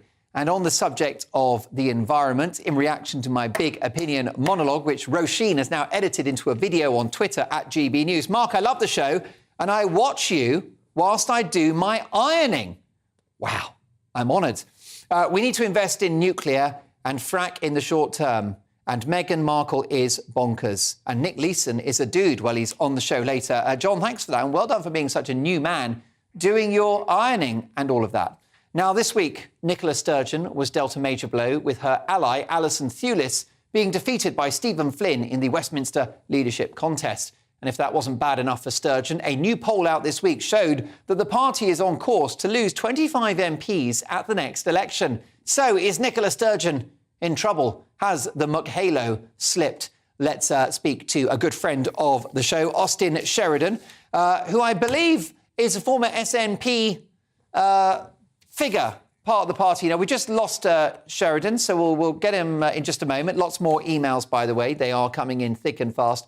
And we seem to have touched a nerve when it comes to energy. Mark, we should not be reliant on monsters like Putin to heat our homes. Austin Sheridan is back. Hi, Austin. Hello there. Sorry, some technical problems there, but we're back. Oh, good. Well, look, I didn't want to pull the plug on this interview. I've been looking forward to this interview. Of course, you are a former SNP councillor. Has the halo slipped for Nicola Sturgeon? Is she in trouble, do you think? No, I don't think she's in any trouble at all. I'm also not entirely sure what opinion poll you were referring to. The last one I seen put the SNP north of 50% in the Westminster election. And the last opinion poll also I seen that independence was sitting at 56%. I believe that the opinion poll you're referring to, I've seen it being shared, it was a sub-sample of under 200 people. So certainly not something that can be taken seriously. But I also heard as well that it was an ally of Nicola Sturgeon that lost the election, and it was someone who wasn't an ally of Nicola Sturgeon that won. That's not the way that I read it. I believe that Nicola Sturgeon and Stephen Flynn will be working in a constructive manner to make sure that the SNP's voice is heard and to make sure that we deliver independence for Scotland. And I look forward to seeing what they bring about. Yes, I mean, it was the Redfield and Wilton Strategies poll that we were citing, which doesn't make for great reading for Nicola Sturgeon. Don't get me wrong, she remains abundantly popular north of the border. But do you think that a vote for the SNP really means a vote for independence, Austin? Well, my understanding is that the SNP are proposing to use the next Westminster election as a de facto referendum, and a vote for the SNP would certainly mean a vote for independence. Now, this is where maybe I would throw some caution to the wind and maybe enter the debate, because there is going to be a special conference held by the SNP early next year, and it is going to be exploring how the SNP are going to frame that to the public. I would certainly like to see them explore instead using a Scottish parliamentary election as a de facto referendum, because if we use a Westminster election, we'll then disenfranchise 16-year-olds that got to vote in the referendum 2014, but they would be able to do so in a Scottish parliamentary election. A Scottish parliamentary election would also be focused on Scotland only, whereas a Westminster election, it could certainly be muddied with the waters of what's happening along, the rest of the UK. So certainly, if Nicola Sturgeon pushes ahead with a Westminster election, that's what we'll campaign on, if that's going to be the de facto. However, I would encourage the First Minister to consider other options. Well, listen, Austin, a real treat to have you on the show. Let's catch up soon. Have a great Friday evening. Austin Sheridan is a former SNP councillor. More reaction coming in to our royal story. Is Meghan Markle bonkers? We're not saying she is, but we are asking, because we ask the tough questions on Mark Dolan tonight. Jackie says, yes, Meghan Markle is bonkers, self-obsessed, conniving. She's even racist herself and a perpetual liar. King Charles needs to get a grip and do something before Harry and Meghan destroy the monarchy. I'm not watching their documentary. I'm not interested in fiction. That's Jackie's view. That's her opinion. What's yours? Drop me a line if you disagree and you'd like to speak up for Meghan Markle. In the end, she is just a human being. She's a young woman. It can't be easy to be in the spotlight. So there are two sides to every story. Later in the show, does sex stop at 60? Should wolf whistling become a crime? And is it too old? And don't forget, at 10, Nick Leeson, the man that literally broke the bank. But we'll talk wolf whistling next. Are you, as one of my female viewers, flattered when a bloke does the old woo-woo? Or do you find it a slap in the face? We'll discuss that next.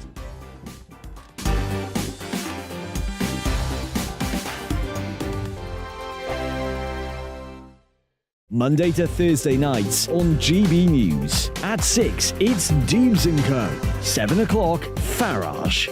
At 8, join Mark Stein. And at 9, Dan Wootton Tonight, followed by Headliners. On TV, radio and online. This is GB News. Here on GB News Live, we'll be keeping you in the picture, finding out what's happening across the country and finding out why it matters to you. We'll have the facts fast with our team of reporters and specialist correspondents. Wherever it's happening, we'll be there from 12 noon on TV, radio and online. GB News, the People's Channel, Britain's news channel. Hello, I'm Michelle Dewberry and you can join me every weekday 6 till 7 on Dubes & Kerr. Me and my panel will get stuck right into the day's events and I can tell you, in fact, I can warn you, expect some robust debate, some strong opinions and perspectives from both sides of the fence. It's about you at home as well. I love to read out all of your comments, or at least as many as I can. So join me, Michelle Dewberry, Monday to Friday, 6 till 7 on Dubes & Kerr. We are GB News, the People's Channel. Why not take us home with you by visiting the GB News shop at gbnews.store. You'll find all the official merchandise, a really good present actually for yourself, your friends or your family. We ship across the UK mainland at no extra cost. GB News, the People's Channel. I'm Mark White. As GB News Home and Security Editor, I cover those key issues that are so important to you. Our authorities, our communities doing all they can to combat violent crime. With the public services under unbearable strain, why are we still failing to control our borders? Defence, the first priority of any government, has been continually hollowed out. Can we trust our politicians to protect the armed forces? Join me, Mark White, on GB News. We are GB News, right across the nation. You can get us on television, on radio, on digital. We're absolutely everywhere. Amazing. You see, amazing. You remind me of me in the European Parliament. But here's the most important bit. We are not part of the mainstream establishment. We think and speak just like you do. We are the People's Channel. Magnificent. That's really, really thoughtful. Come and join us on GB News, the People's News Channel.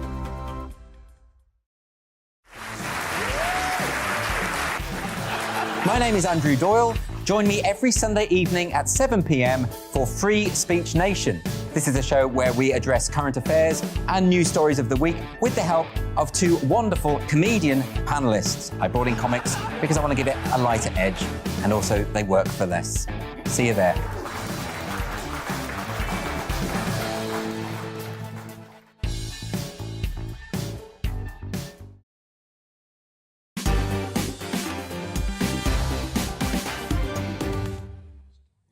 Big reaction to our debate on Meghan Markle. Is she bonkers? And we've got this from Paul, who says, I'm a big fan of Meghan and she has been hung out to dry by the British media.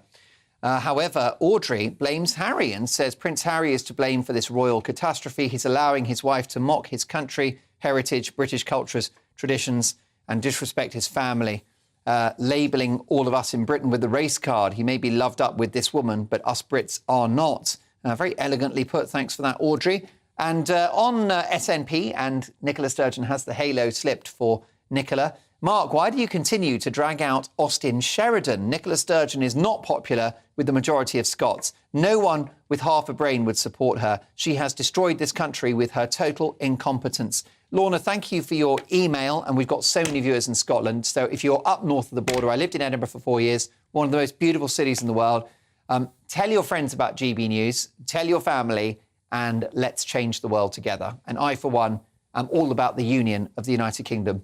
of Great Britain and Northern Ireland. Now, the government has announced today that sexual harassment on the street will be made a crime with jail sentences of up to 2 years. This includes catcalling, following someone and blocking their path, all of which will be criminalised in England. So should wolf whistling become a crime? Reacting to that is my panel. We've got Emma and we've got Lizzie and Mike. Let me start with you, Lizzie. What do you think about a wolf whistle? It's easy to joke about it, but actually a lot of women are very uncomfortable about it. I'd be upset if I did get a wolf whistle, I'll be honest. If you didn't? Glad you said that, Lizzie. I would be. I think it's a compliment. Yeah.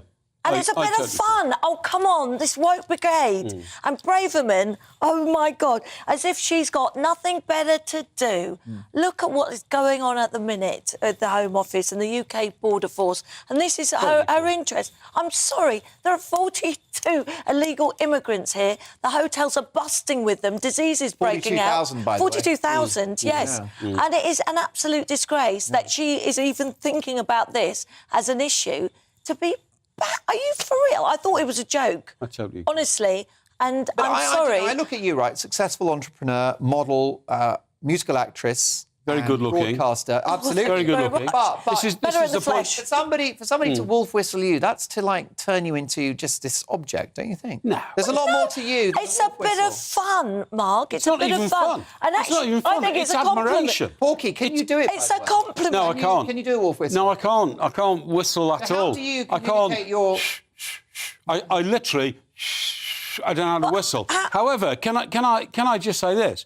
One of the only reasons in the world I'd like to be a bricklayer or a scaffolding worker Well, it's good money. is to see somebody like Lizzie Cundy walking past, and then for me to give an image of my appreciation for, you know, the wonderment of the female form, for the lovely way that you've lifted my day, because as you sashay past, with your lovely hips and long legs and all that kind of stuff, why shouldn't I? With the perfume? Yeah, well, if I was up on a scaffolding, I'd probably was right. But for me to be able to say, I want to now indicate how much I admire the female form of that person who's just walked past me, I'm going to give her a wolf whistle. I'd probably actually have to hire somebody to do it, but nevertheless, I'd want to do it. But That's very kind, Mike. what Lizzie's just said about, you know, no, I'm not upset and all that, why would any woman get upset by giving a compliment, by being given a compliment? It's a captain of industry, if it's a woman that runs a multinational corporation, or it's a top QC and she gets a wolf whistle. Where would that happen? Ignore all of that. Mark, where would that happen? It wouldn't happen at the Old Bailey. It wouldn't happen in a boardroom. It happens on the street, because we all walk on streets, and it's a social arena where everybody mixes together. But what is the problem? Would you have wolf whistled Margaret Thatcher, or would you have wolf whistled Benazir Bhutto or Mother Teresa? Benazir Bhutto is a very good friend of mine. There you go. Yeah. Didn't expect that, did you? Yeah. Yeah, but women do it to men too. Don't you remember the Diet Coke ad where they were all whistling and I've done it to guys before. What's wrong with appreciating? Yeah, but would you really shout, "Come on, darling, give us a smile" to Mother Teresa? No, of course you wouldn't. But Mother Teresa wouldn't expect that sort of appreciation from the opposite sex. Whereas Lizzie, who has been, you know, leading the way for glamour and personification of all that's great about, you know, femininity for most of her life, would expect somebody to respond to the way that she conducts herself. I think this is going mad. This is Really? the woke brigade. PC gone mad. Can I just say, I'm sorry. Well, Porky Parry is very harsh on Mother Teresa. I like a woman in a shroud, but listen, each their own. It's a bit harsh. What do you think about this? I mean, I don't like wolf whistling. Obviously, I mean, I know what everyone on Twitter is about to say. I hear you, I know. But it does happen occasionally. You know, some men are quite blind. But the thing is, I don't like it on the street. You're a babe. But I also don't think that you solve this problem, and for many women it is a problem, by making it a criminal offence. I think we need to change it societally and have a situation where women can feel comfortable to go out in the street and be who they want to be. And not expect to be sexualised when they're not expecting it. It's not being sexualised, Emma. It is. That's how it feels, Mike, and I'm sorry. Yeah. You are not the one being whistled at. Right. I have Well, never been, say and I never. don't like it. So okay. I should have the right to be on the street and not expect to have that behaviour. No, it's appreciation of Mike, of what man if it to woman. happens at 11 o'clock at night? Well, if it happens at 11 o'clock at night, that would be very unusual because building sites, and it's usually building works and all that, are not around. That could be seen to be intimidating. I totally agree. And what about what women do it to men? Women do it to men. Women don't wolf whistle men, do they? I've whistled at. No. Should it be standardised behaviour that we think is OK? No, also. How does it make you feel if you get wolf whistled? I mean, it makes me feel cringy. It makes me feel like the street's not mine to be free to be who I want to be on it. Are you not being too sensitive and just think it's a bit of fun and Emma, can I ducks back to walk down the street without wondering if Emma, I want to ask you a very harsh. No, but I don't walk down the road thinking I hope someone whistles at me. No. But if it happens, it's fine. But is it not an assault? No way. It's an appreciation. It's not the beginning of an assault. No, it's an appreciation. It's an appreciation.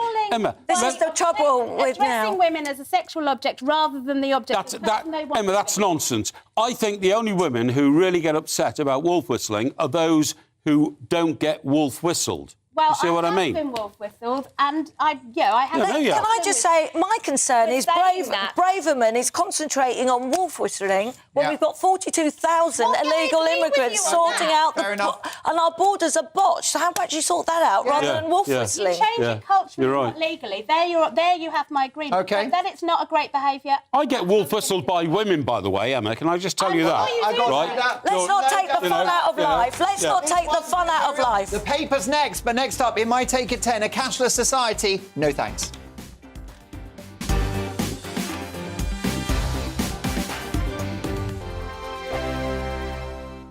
I'm Mark Dolan. Join me at 11 on GB News for Headliners, in which I'll be joined by two of the UK's top comedians discussing tomorrow's papers. If it's an important story, we'll cover it, but we'll have some fun along the way.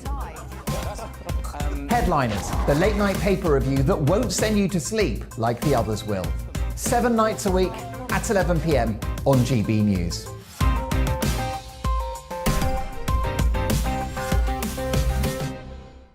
Monday to Thursday nights on GB News. At 6, it's Dubes & Co. 7 o'clock, Farage.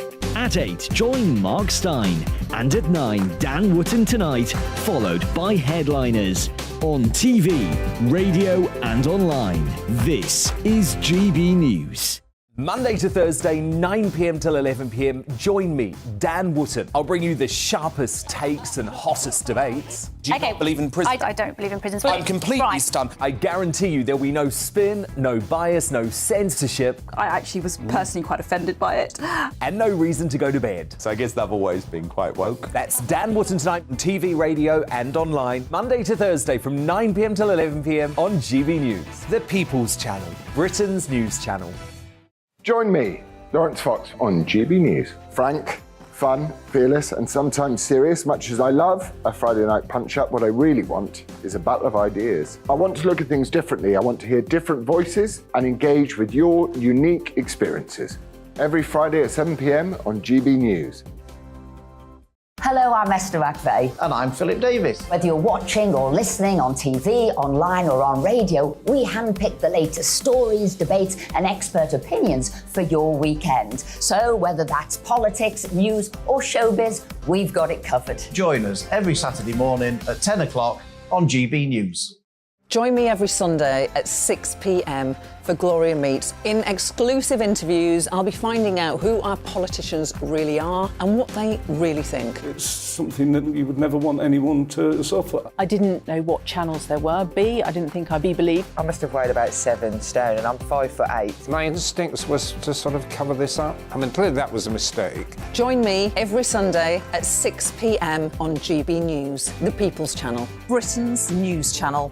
Hello there, it's Eamon Holmes here from Breakfast on GB News. We're not just on your television and your screens, you know. We're on DAB plus digital radio, so you can listen to your favourite shows on the move. If you've not yet listened to GB News Radio, it's very simple. We're on your radio player and TuneIn apps, on your smart speaker, phone or tablet, or online at gbnews.uk. Take us with you wherever you go. GB News Radio. You never have to miss a moment of the People's Channel.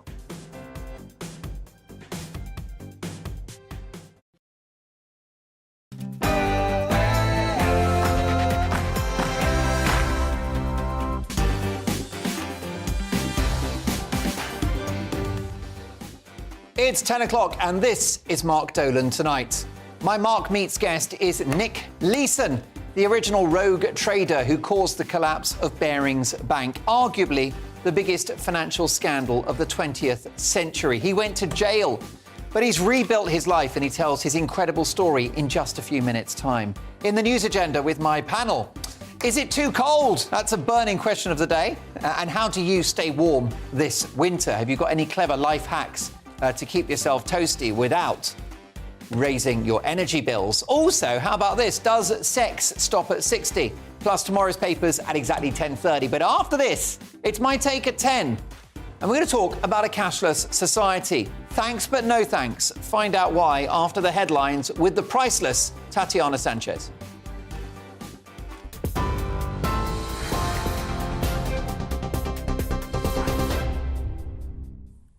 Mark, thank you very much. This is the latest from the GB Newsroom. A child with a suspected case of Strep A has died in Sussex, bringing the total number of deaths in the UK to 16. The UK Health Security Agency confirmed the child was a student at Hove Park School.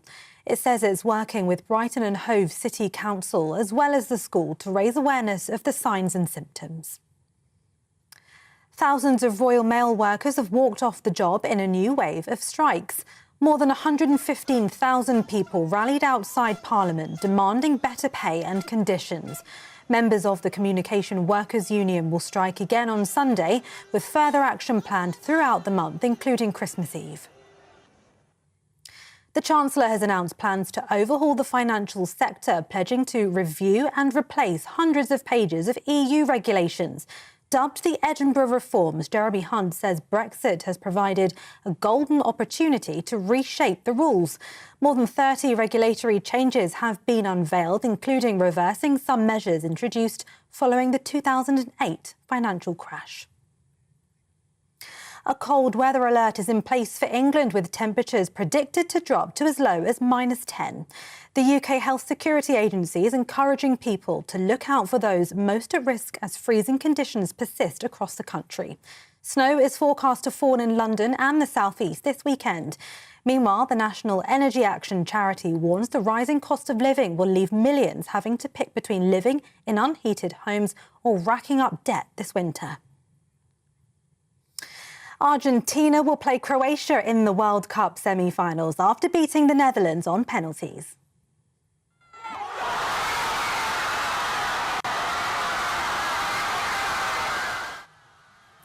These were the scenes earlier today as Croatia knocked Brazil out of the tournament.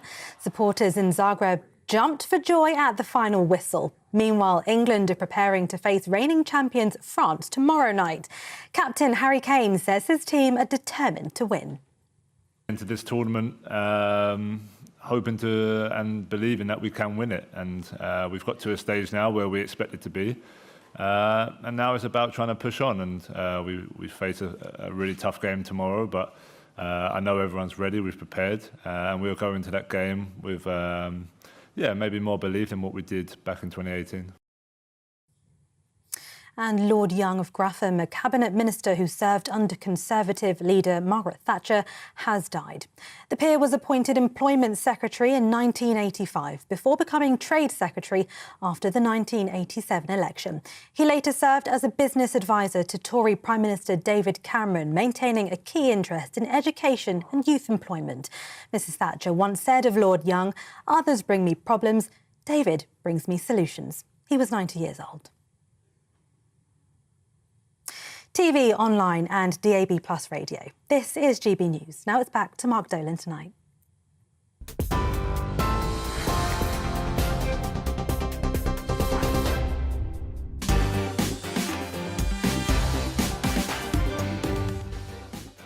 Tatiana Sanchez doesn't bring me any problems, only solutions, and she's back in an hour's time. Welcome to Mark Dolan Tonight. Big stories, big guests, and always big opinions. Don't forget, this show starts at the earlier time of 8 p.m. right through till 11 every Friday and Saturday. Now, in the news agenda with my panel, here's a burning question of the day. Is it too cold? For me, it's not quite cold enough. How will you be staying warm this winter without relying on your radiator? Also, does sex stop at 60? We'll discuss that shortly. And we've got tomorrow's papers at exactly 10:30 sharp with full panel reaction. And my Mark Meets guest is Nick Leeson, the original rogue trader who caused the collapse of Barings Bank, arguably the biggest financial scandal of the 20th century. He is live in just a few minutes' time. He tells his incredible story. He's been to prison for 4 years, but he's rebuilt his life, and he's a very, very inspirational guy. But first, it's time for my take at 10.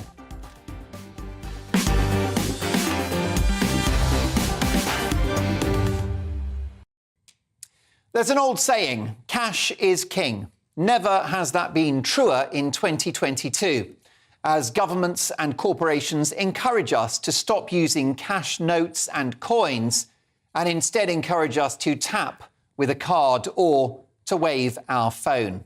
It may be convenient, I love a bit of cashless, but it comes with enormous risks. If you wave your phone, you could be waving away your freedoms.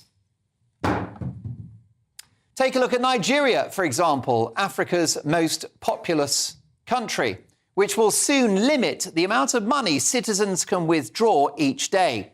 From January, the Central Bank of Nigeria will cap withdrawals from ATMs, banks and cashback purchases at £30 a day. This according to reports. Terrifying. This is part of a wider campaign at government and corporate level to kill cash altogether. As we saw with creeping COVID measures, we will see much the same with how we pay for goods and services. As with the pandemic policies, the push for a cashless society is an attack on people power. If you have cash, your spending habits cannot be traced and your funds cannot be frozen in the way they can with a digital currency. Don't forget that tin pot dictator Justin Trudeau, Canada's grinning tyrant, froze the bank accounts of truckers who were protesting vaccine mandates. He couldn't have done that with cash. In terms of a cashless society, all roads lead to China. It's the worst-case scenario, the thick end of the wedge. Chinese citizens are part of what's called a social credit system, in which people's money is controlled digitally by the government. They have virtual money in their virtual bank account, access to which is linked to good behaviour. And with facial recognition cameras everywhere, the Chinese public can lose access to their money for the most minor indiscretion. If someone is spotted littering or walking home drunk, not being up to date with their vaccines, critical of the government, or guilty of some other perceived crime, this fully digitised system will punish them immediately by stopping them paying for goods in the supermarket or from buying a train ticket, for example. Welcome to hell. With a cashless society, the control is transferred from the people to corporations and the state. And in a cashless society, how can you give your nephew a tenner for their birthday? Or leave a couple of pound coins for that waiter or waitress that served you so nicely in a cafe? How can you help out a homeless person that needs a few quid to get by? What about the wonderful informality of a retired pensioner cleaning your windows or doing a bit of gardening, receiving a crisp £20 note as a thank you? A cashless society will spell the end of the informal, discretionary economy. Cash is human. Cashless is inhuman. Come rain or shine, if you've got physical money, you are secure.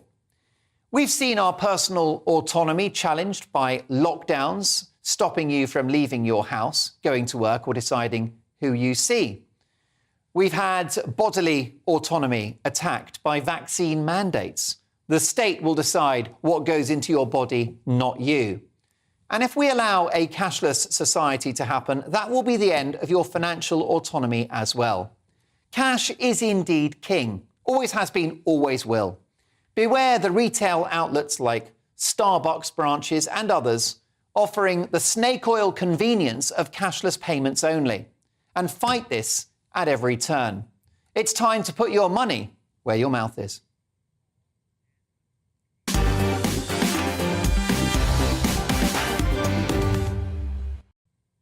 A small number of Starbucks branches are contactless only. You cannot pay with cash. I believe this is the shape of things to come, and I think it's a big, big worry for our society and for our civil liberties. What's your view? Mark at gbnews.uk. Let's get the view of my fantastic panel. We have radio and Fleet Street legend Mike Porky Parry. We have broadcaster, entrepreneur and showbiz queen Lizzie Cundy, and the fantastic political commentator and journalist, and I should add, successful playwright as well, award-winning Emma Burnell. Mike, what do you think about this, a cashless society? A couple of years ago, I'd have said, no, it's outrageous. And, you can't lock me into just only producing a piece of plastic. And then COVID came along, and now you'll barely find me with any cash about me. I do still carry about 30 or 40 quid in a pocket here or there or whatever. But mostly speaking, I don't pay for anything these days unless it's on plastic. The one thing I do like to have cash for is to give a cab driver a £5 or a £10 tip on top of what I've paid on the card.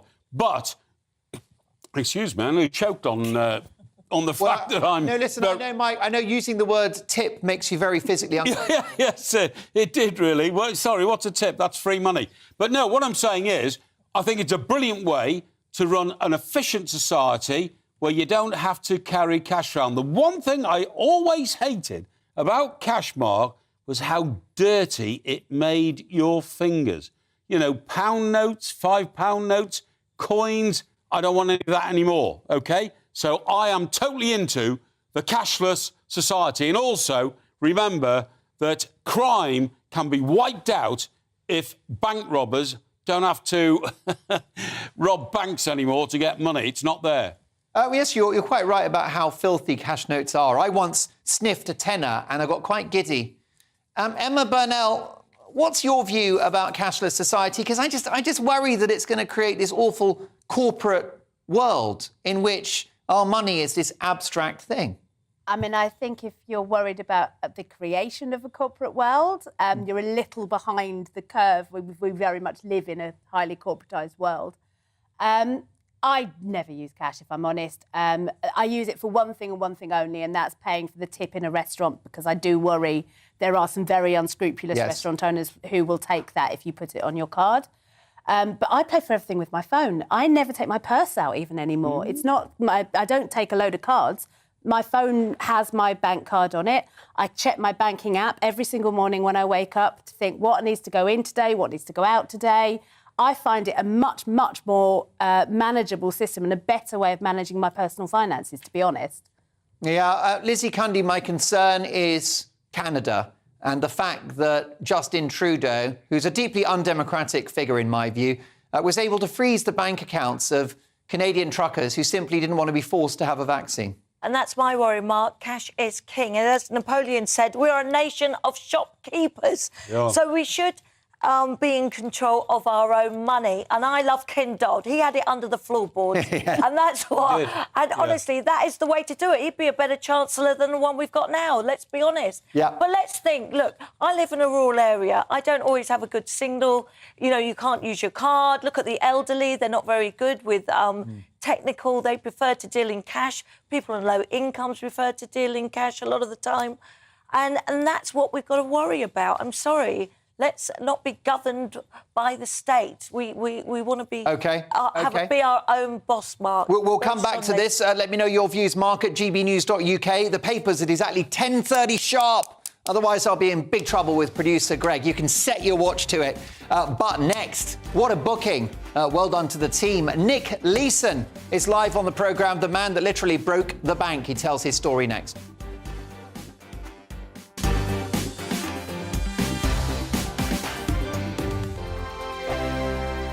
Monday to Thursday, 9 p.m. till 11 p.m. Join me, Dan Wootton. I'll bring you the sharpest takes and hottest debates. Do you not believe in prison? I don't believe in prison. I'm completely stunned. I guarantee you there'll be no spin, no bias, no censorship. I actually was personally quite offended by it.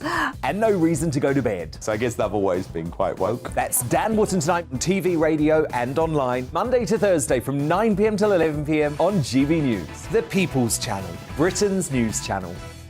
Every morning from 6 o'clock, we'll wake you up with GB News Breakfast with all the stories you didn't know from the night before. So whether it's serious news, entertainment, or your own views from all over our great nation, we're here to kick off your day with a smile. The national media should be reflecting and reporting what's happening here. You will notice the northwestern accents.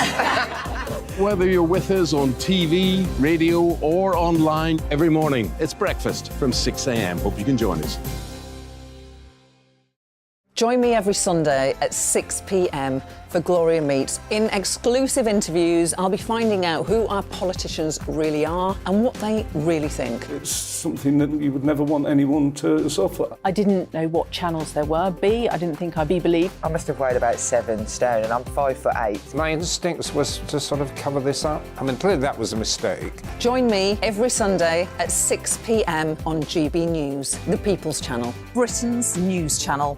Hello there, it's Eamon Holmes here from Breakfast on GB News. We're not just on your television and your screens, you know. We're on DAB plus digital radio, so you can listen to your favourite shows on the move. If you've not yet listened to GB News Radio, it's very simple. We're on your radio player and tune-in apps, on your smart speaker, phone or tablet, or online at gbnews.uk. Take us with you wherever you go. GB News Radio. You never have to miss a moment of the People's Channel.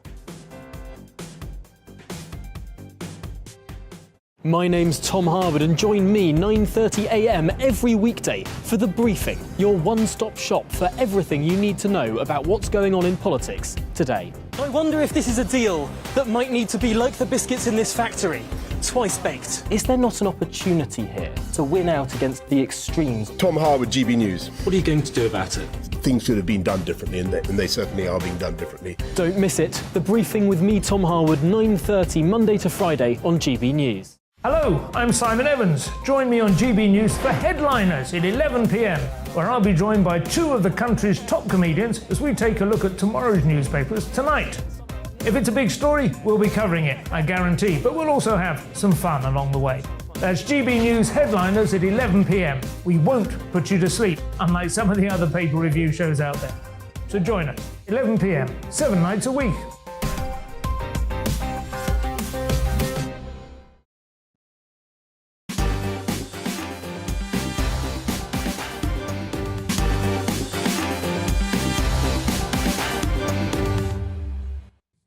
Well done to a new member of the team. Ark has joined our team of directors here at GB News, and let me tell you, he's got Sebastian sweating. It's time now for this. Yes, indeed, Mark Meets, in which I speak to the biggest names in the world of politics, showbiz, sport and beyond. Tonight, the man who broke the bank. Nick Leeson is a former derivatives trader whose fraudulent, unauthorised and speculative trades resulted in the 1995 collapse of Barings Bank, the United Kingdom's oldest merchant bank. Leeson was convicted of financial crime in Singapore and served over 4 years in Changi prison. He has since turned his life around completely and moved on from the scandal and is now an in-demand public speaker and a consultant for various businesses in relation to risk and corporate responsibility. It's an incredible story which has spawned 2 best-selling books and a movie starring Ewan McGregor. I'd always hoped Ewan McGregor would play me at some point. Nick Leeson, welcome to GB News. Good evening, Mark. Great to have you on the programme. Congratulations on having completely reinvented yourself. It's been quite a journey. We'll start with an easy question. What happened? I don't know how I'm going to tell you all of that in just 15 minutes, I suppose.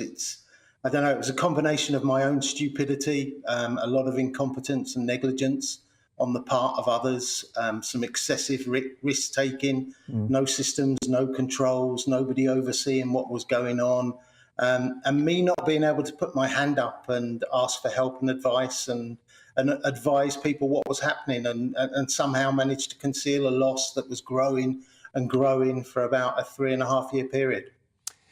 So essentially, there was sort of this issue within the business, within the bank, that there were these massive losses, that they were not readily available to the senior management. It wasn't clear how bad things were.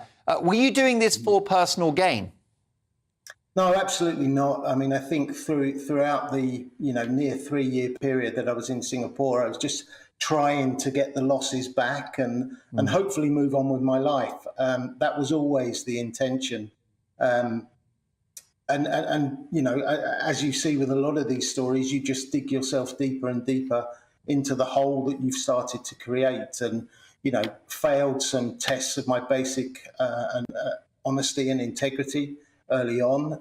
Didn't do the thing that I was supposed to do, and as I said, didn't ask for help and advice, which would have been so easy, and I would have been directed down a different path, and the story would have been very, very different. But Nick, it's not like you were stealing millions of pounds and shoving it into a secret bank account. That's not the way that we can characterise this story.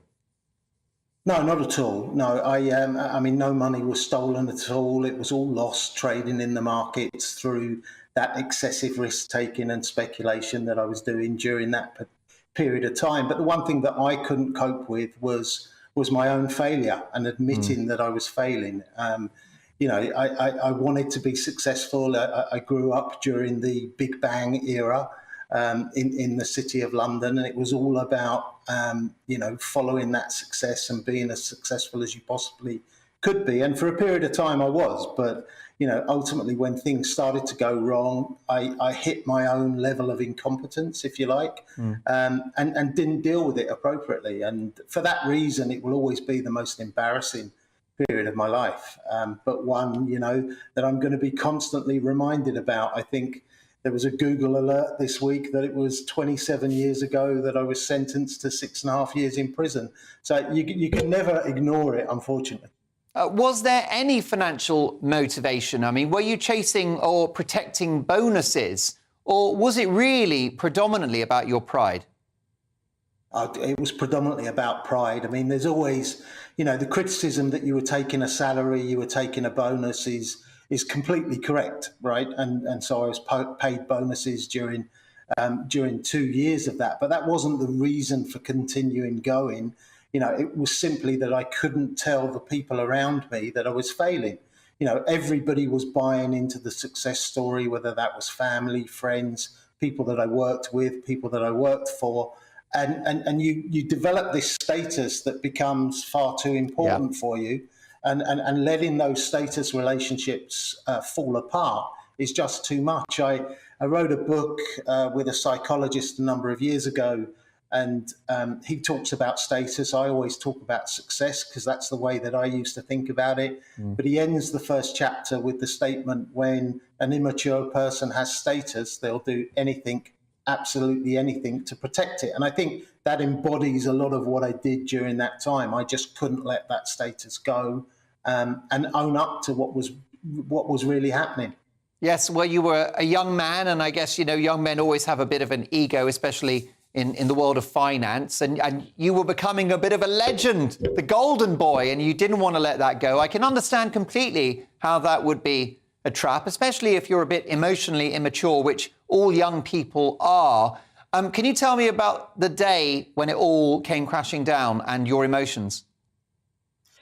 Yeah, well, look, I mean, that's the first time that I've really had to confront it. Somebody's come into the office, performed a very simple reconciliation that should have been done every single day for the 3 years prior to that, but this was the first time that it'd been done. There's no way to explain it away. There's a huge discrepancy in terms of the positions that we're running in Singapore, and it becomes very much fight or flight. So I'm in Singapore. I know that I'm going to be punished quite excessively in Singapore. I don't know quite what that's going to be. And I tried to get away from Singapore and to a location where I can start to work that out. Some people, a question I often get asked is, was there a sense of relief when you got caught? And, I think the usual answer that people would give is that, yes, there was, but there was always another battle that you had to fight. I was then in prison in Germany, and then I was going to be going back to Singapore. So there were always other things to focus on. So it wasn't really the relief that some people might think it was. There was always something else to have to deal with and come to terms with, which was all very new to me. This was the first time, obviously, I'd been in a situation like that, and incarcerated in Germany for 9 months, and then for 3.5 years in Singapore, which was really tough. Yeah, Singapore jails, they don't have air conditioning, do they? No, they don't have a great deal of anything, to be honest with you. They're very clean, but you sleep on the floor. It's very rough and uneven. They're 6 foot by 9 foot. 3 people sleep in the cell. The toilet is a hole in the floor. The food's not particularly good, but I'm not looking for any sympathy in that regard. You have to, if you're willing to take chances or commit a crime, then you have to be accepting of the consequences. Did prison teach you anything? I think it was a time where I had a long, hard look at myself and really pulled back the veneer. It came to the conclusion that I didn't particularly like myself, and I didn't like the way that I'd reacted in situations prior to that. So, started from a base point there to try and improve from that point forward. I think the only thing that it probably taught me during that time was the power of communication and being able to, have that long, hard look at yourself. And, I wasn't having a conversation with somebody else in the prison. It was me and the pages of a diary that I was keeping at that time. But it was a good way to start. And, I think from that point, I became a better communicator. I think the only thing that prison taught me from the time that I spent in there is, you lost all control. So you got told what time to get up, what time to eat, what time to do whatever you were doing during that particular day. You were locked up for 23 hours of the day, which is tough as well. But you quickly learn that there's things in life you can influence, things that you can't influence. And very much you need to focus on the things that you can influence and forget about the others. Well, I think that this is ultimately a deeply inspirational story. Yes, you made an enormous mistake, but there were factors out with your control, including a senior management asleep at the wheel. So, I don't think that you should be held exclusively culpable. And you've rebuilt your life, and you're now an in-demand business speaker and advisor. And you can find out more about Nick's amazing story at nickleeson.com, which is his website. Thanks, Nick. Catch up again sometime. Thank you very much, Mark, and of course. Brilliant stuff. There you go. What a story. Next up, we got the papers, live and uninterrupted with full panel reaction. And blimey, there are some big stories in there. And in the news agenda, is it too cold? And does sex stop at 60? See you in a second.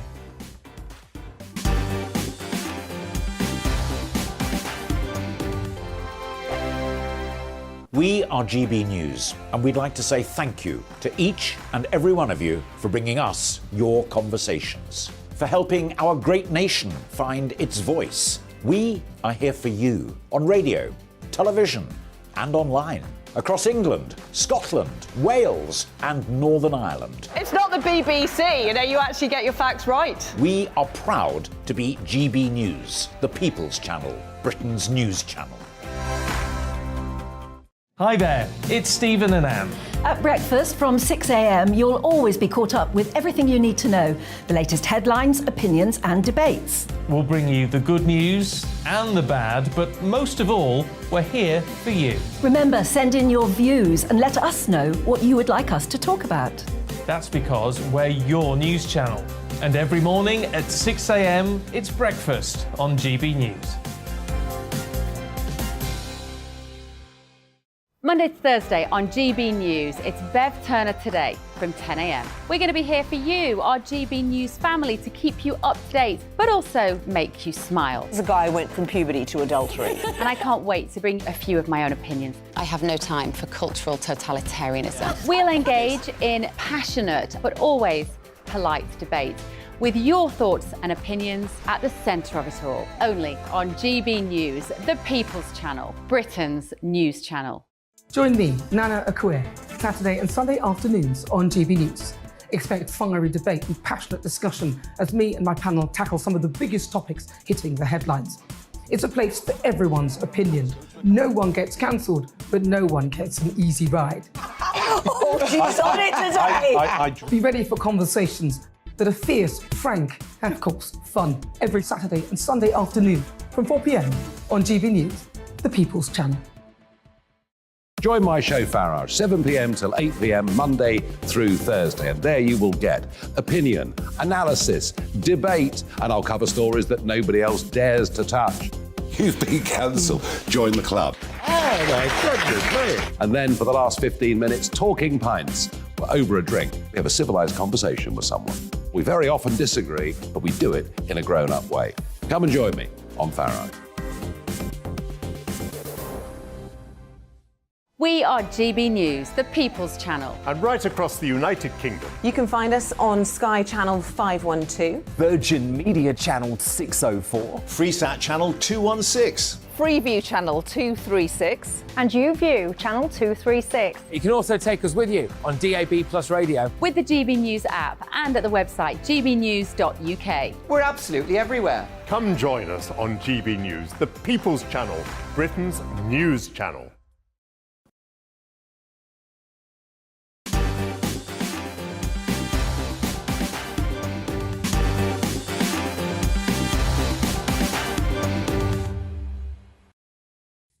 It is 10:30 and it's time now for tomorrow's papers, hot off the press, as always, at 10:30 every Saturday and Sunday and Friday as well. So let's have a look at the Daily Express. And they lead with, oh, actually, is it Express? Yes, it is. Patronising. Fury over attack on Queen's life's work. Harry and Meghan have been accused of tarnishing the late Queen's legacy by the Commonwealth's newest member nation. Gabon said it was surprising and patronising for the couple to use their Netflix series to attack the organisation, which was Queen Elizabeth's proudest achievement. The country's High Commissioner to the UK criticised clumsy comments about the Empire 2.0. Captain Harry, we can do this, is the other story in the Daily Express. Next up, The Guardian. Bully boy Barclay is to blame for nurses' strike, according to a top union boss. The leader of Britain's nurses' union has accused the Health Secretary, Stephen Barclay, of being a bully boy who's unwilling to negotiate with her because she's a woman representing a largely female workforce. Pat Cullen also claimed the government was displaying particularly macho behaviour towards the Royal College of Nursing because she believes it sees nursing as a female work that it does not value properly. Blimey, that's pretty controversial. Look forward to debating that with my panel. The Independent, how can England stop Mbappe? Also, huge mistake to tear up bank rules, Hunt warned. The architect of banking reforms designed to prevent a repeat of the 2008 financial crisis has warned that Jeremy Hunt's relaxation of his rules could rebound on us very badly. Sir John Vickers' reprimand came as the Chancellor was accused of a race to the bottom on regulation in a bid to restore competitiveness lost since Brexit. Unravelling bank industry protections is a huge mistake, said Sir John. The weekend NHS winter crisis erupts after years of warnings. Paramedics, A&E doctors and finance experts give a frightening snapshot of a health service where even the seriously ill cannot rely on an ambulance arriving.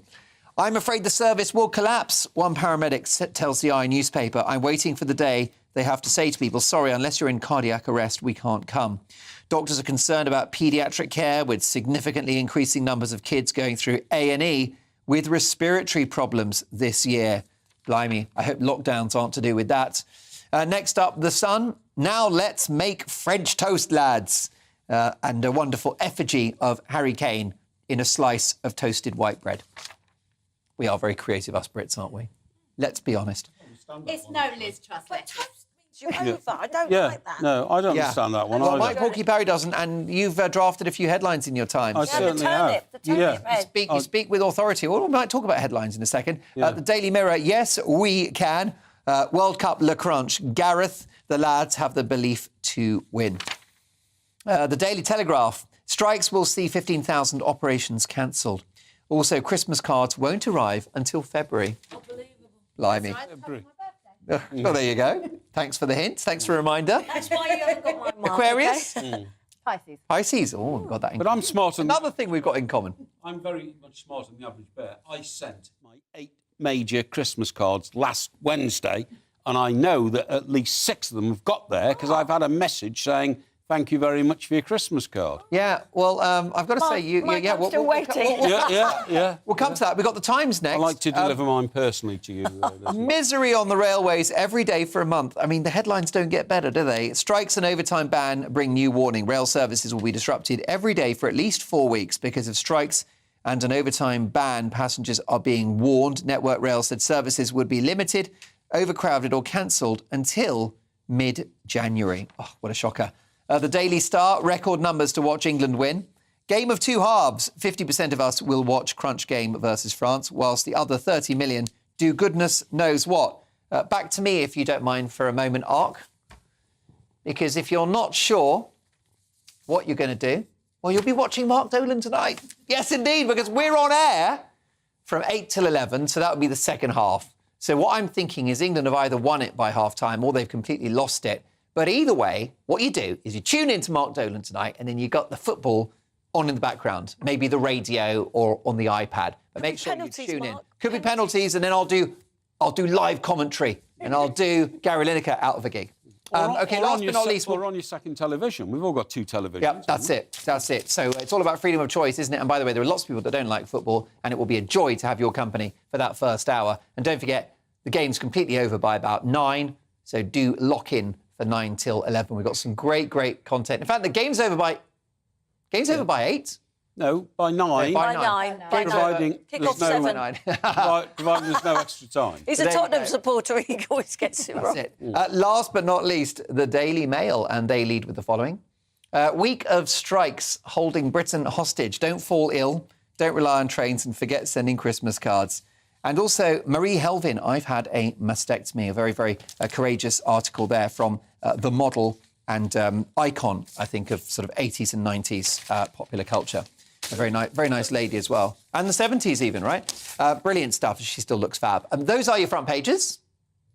So let's get reaction now to those stories from Emma Burnell, Lizzie Cundy and Mike Porky Parry.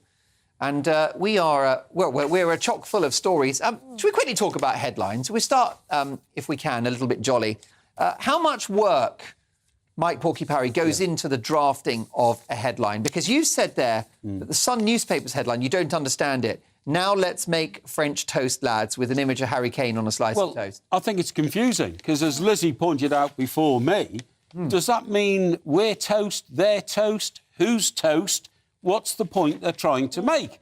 It should be much clearer. Do you know what? Sometimes you can just be too damn clever in trying to put something different on your front page. If you make someone toast, you're basically defeating them, aren't you? Yeah, I said it to an ex-boyfriend. So we're making the French toast. Yeah. Does it need a comma? No, but hang on, isn't the general expression that you do that to me, you're toast? You're toast. That means you're the loser, OK? So which side of the argument is England? Well, they're making the French the loser by we're going to make the French. No, but he's on the front of the piece of toast. Yeah. Wait, Harry's toast. Image doesn't No, match the Harry Kane, our captain Harry and Kane's centre forward's face is on the piece of toast, and toast means lose. So I just don't get it. Is this why the Sun circulation's gone a bit south lately? Do you know that newspapers these days don't even publish their circulation figures anymore because they're so low?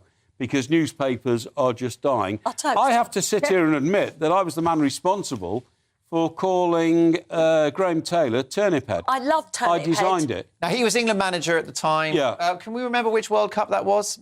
Mid-90s? It wasn't even a World Cup. We were losing qualifying games, and I put his face in the middle of a turnip, and But why Turnip did you do Taylor. that, Mike? Can I ask why turnip? 1993 it was. Yeah, because I was told by the editor, if you don't come up with something, rather special, then I'll find somebody else. Absolutely.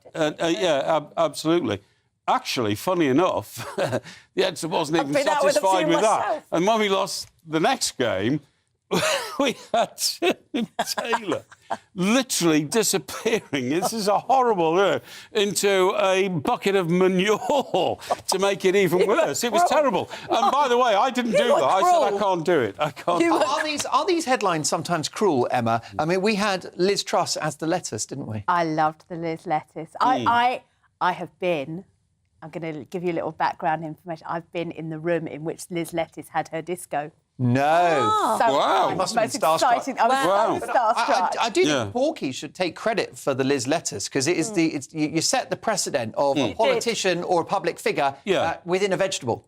Well, It was a gem. Because I don't think we'd never had a public figure in a vegetable before. I did put Graham Taylor's and by the way, in a light bulb. By the way, a couple of yes, that's right. Well, the last person who leaves Britain today, please switch off the lights. That was the front page. A couple of years later, I worked with Graham Taylor at a World Cup. I think it was probably Germany 2006, and I worked with him for about 3 weeks, and I never revealed to him, of course, that I was the guy You were the turnip man. in a turnip. I never told him. The headline can set a story, and it does set that. It sets the national understanding. It does. The headline has it all. It does. For instance, the most famous of all time that's led us, James Callaghan gets off a plane, a reporter walks up to him and says, Mr Callaghan, the country's in a terrible state, you know. He never said, crisis, what crisis? No, he didn't. But his response was, don't put your country down. Exactly. And so they just invented crisis, what crisis? And that stuck with James Callaghan for the rest of his life. But it's a headline. The headlines really can set the agenda. We are... newspapers themselves are having less and less influence, and that's part of the fact that the media is massively dispersed. But they also have a huge influence. Look what Dan Wootton did with Brexit. That was his line, and they brought it up in the documentary. Yep. Kind of blaming Brexit. It was an unbelievable scoop. It was an amazing scoop, and that was down to Dan. And he still does it on his show, Mondays to Thursdays, 9 to 11 every night. And now we've got him at GB News. And I just wonder, just on this issue of the World Cup, Mike, you used to be the chief press officer at the Football FA. Association. I'm not detecting much World Cup fever in this country at the moment. Well, do you know what? We had a conversation earlier in which you said expectations always go massively overboard. It's coming home. It's coming home. Now, have you noticed that before this World Cup, how many white vans were driving around with the flag of St George flying from them? I haven't seen one. I haven't seen one. Before all previous tournaments, cab drivers, white van man, private individuals, all the flags flying. But this time we thought, no, A, it's in the autumn, so it's not like getting on the beach, not in the beer gardens and all that, and B, we don't think we've got a chance, and C, do we really want to win a World Cup in a country like Qatar, where there are so many questions about whether it should have been there and who are the people who are running it? Well, let's be honest, it shouldn't be in Qatar with their horrific human rights and what they do to the gay community. I mean, and women. I will absolutely get excited if we get through this next, and I will Exactly. be roaring by the end. But Exactly. I think the problem is I'll be roaring on my own in my own living room. Whereas if it was the summer, I'd be going out to the local park, watching it on a big screen. And I think that's really missing. Yes, I totally agree. It's in the middle of the football season, which is very odd. And I've been to 3 World Cups, very luckily, but I was asked to go to Qatar, and I wouldn't on the principle. Yeah, I of their didn't go human either. rights law. Quite right. I tell you, I was offered jobs there to go and be reported with the fans and all that, and I said no. Lots more from the papers next. Will the public turn on those going on strike, especially if Christmas is ruined or people can't get treated in the NHS? And is it too cold? Are you struggling? And also, does sex stop at 60? We'll discuss all of that and lots more stories from the papers next.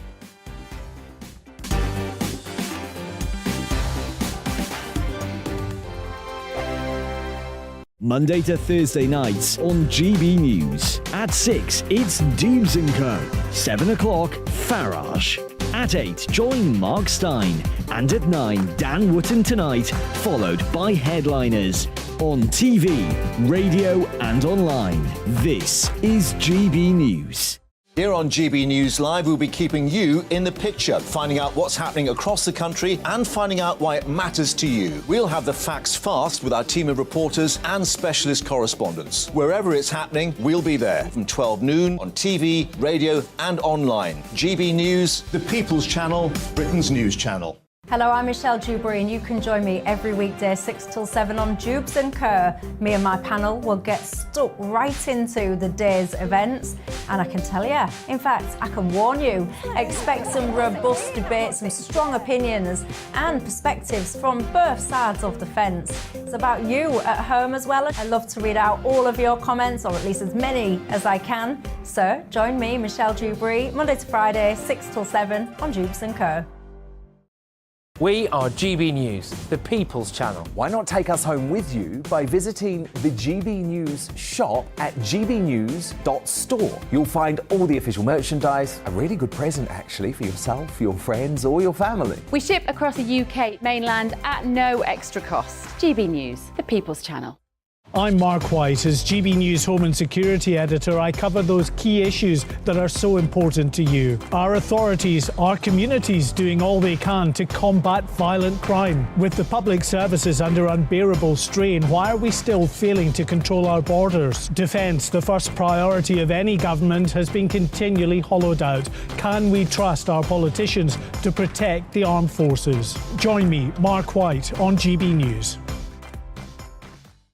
We are GB News, right across the nation. You can get us on television, on radio, on digital. We're absolutely everywhere. Amazing! You see, amazing! You remind me of me in the European Parliament. But here's the most important bit. We are not part of the mainstream establishment. We think and speak just like you do. We are the People's Channel. Magnificent. That's really, really thoughtful. Come and join us on GB News, the People's News Channel.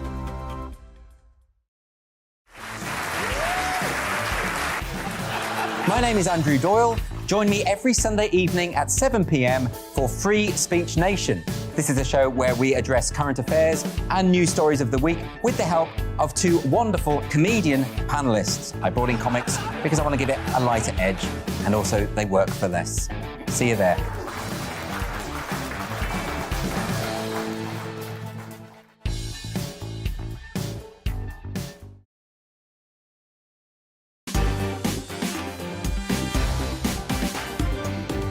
It's more cool, Exactly. but Listen, I've got such a great panel that the conversation spills over through the ad break. We've got Emma Burnell, we've got Lizzie Cundy and Mike Porky Parry. I think you'll agree, it's getting pretty cold, isn't it? Britain is known for chilly winter weather, but get your blankets at the ready. We can expect it to get even colder. Britain will see at least 7 days of Arctic weather in which temperatures could go as low as -10, whilst London is expected to have 4 inches of snowfall within days. So it begs the question, is it too cold? Lizzie Cundy? it's called winter, Mark. I'm sorry. And we were told it's a period of global warming. There you go. Yeah, but isn't the point of global warming that you get colder winters? Yes, it Exactly. is. Greenhouse effect in reverse. Let me tell you, what we're worried about is energy prices going up and houses not being, insulation. I don't think it's cold enough. Now, I've got a fantastic overcoat. I mean, when I say fantastic, it cost me £1,600 because it's very thick and it's got lining inside. I wake up every morning. Is it minus? Is it down -2, 3? And then guess what? At 8 o'clock, I put my overcoat on and I go out. And I have breakfast out because I want the cold to be protected by my fantastic overcoat. It's the world's best overcoat, and I only wear it over the last 3 years, on average, 5 days a year.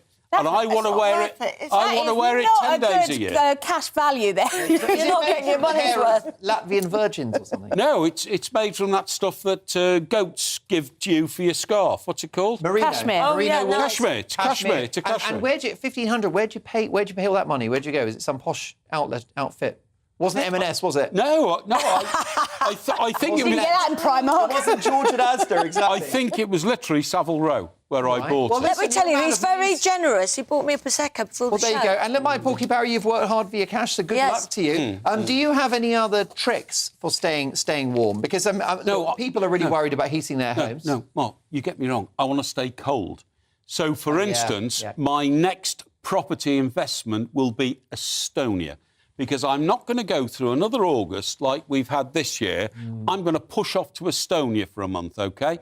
I was going to push off to the Shetlands, and then somebody said it's very boring in the Shetlands. You couldn't last a month there, OK? I've been to Latvia and Lithuania before, the Baltic states. I like the temperature there. I'm going to buy a property in Estonia and stay there in August. I like to be cold. Would you be considered an illegal immigrant there, do you think? No, because I've got loads of dosh. And anybody who walks in there with... You don't think you'd get sort of bundled into the back of a van and sent home or something? No, I'd make sure that people were looking after me. You know what they'd have to do? They'd just take one glance at your CV. Yeah, that'll be something else. The turnip head. The turnip head.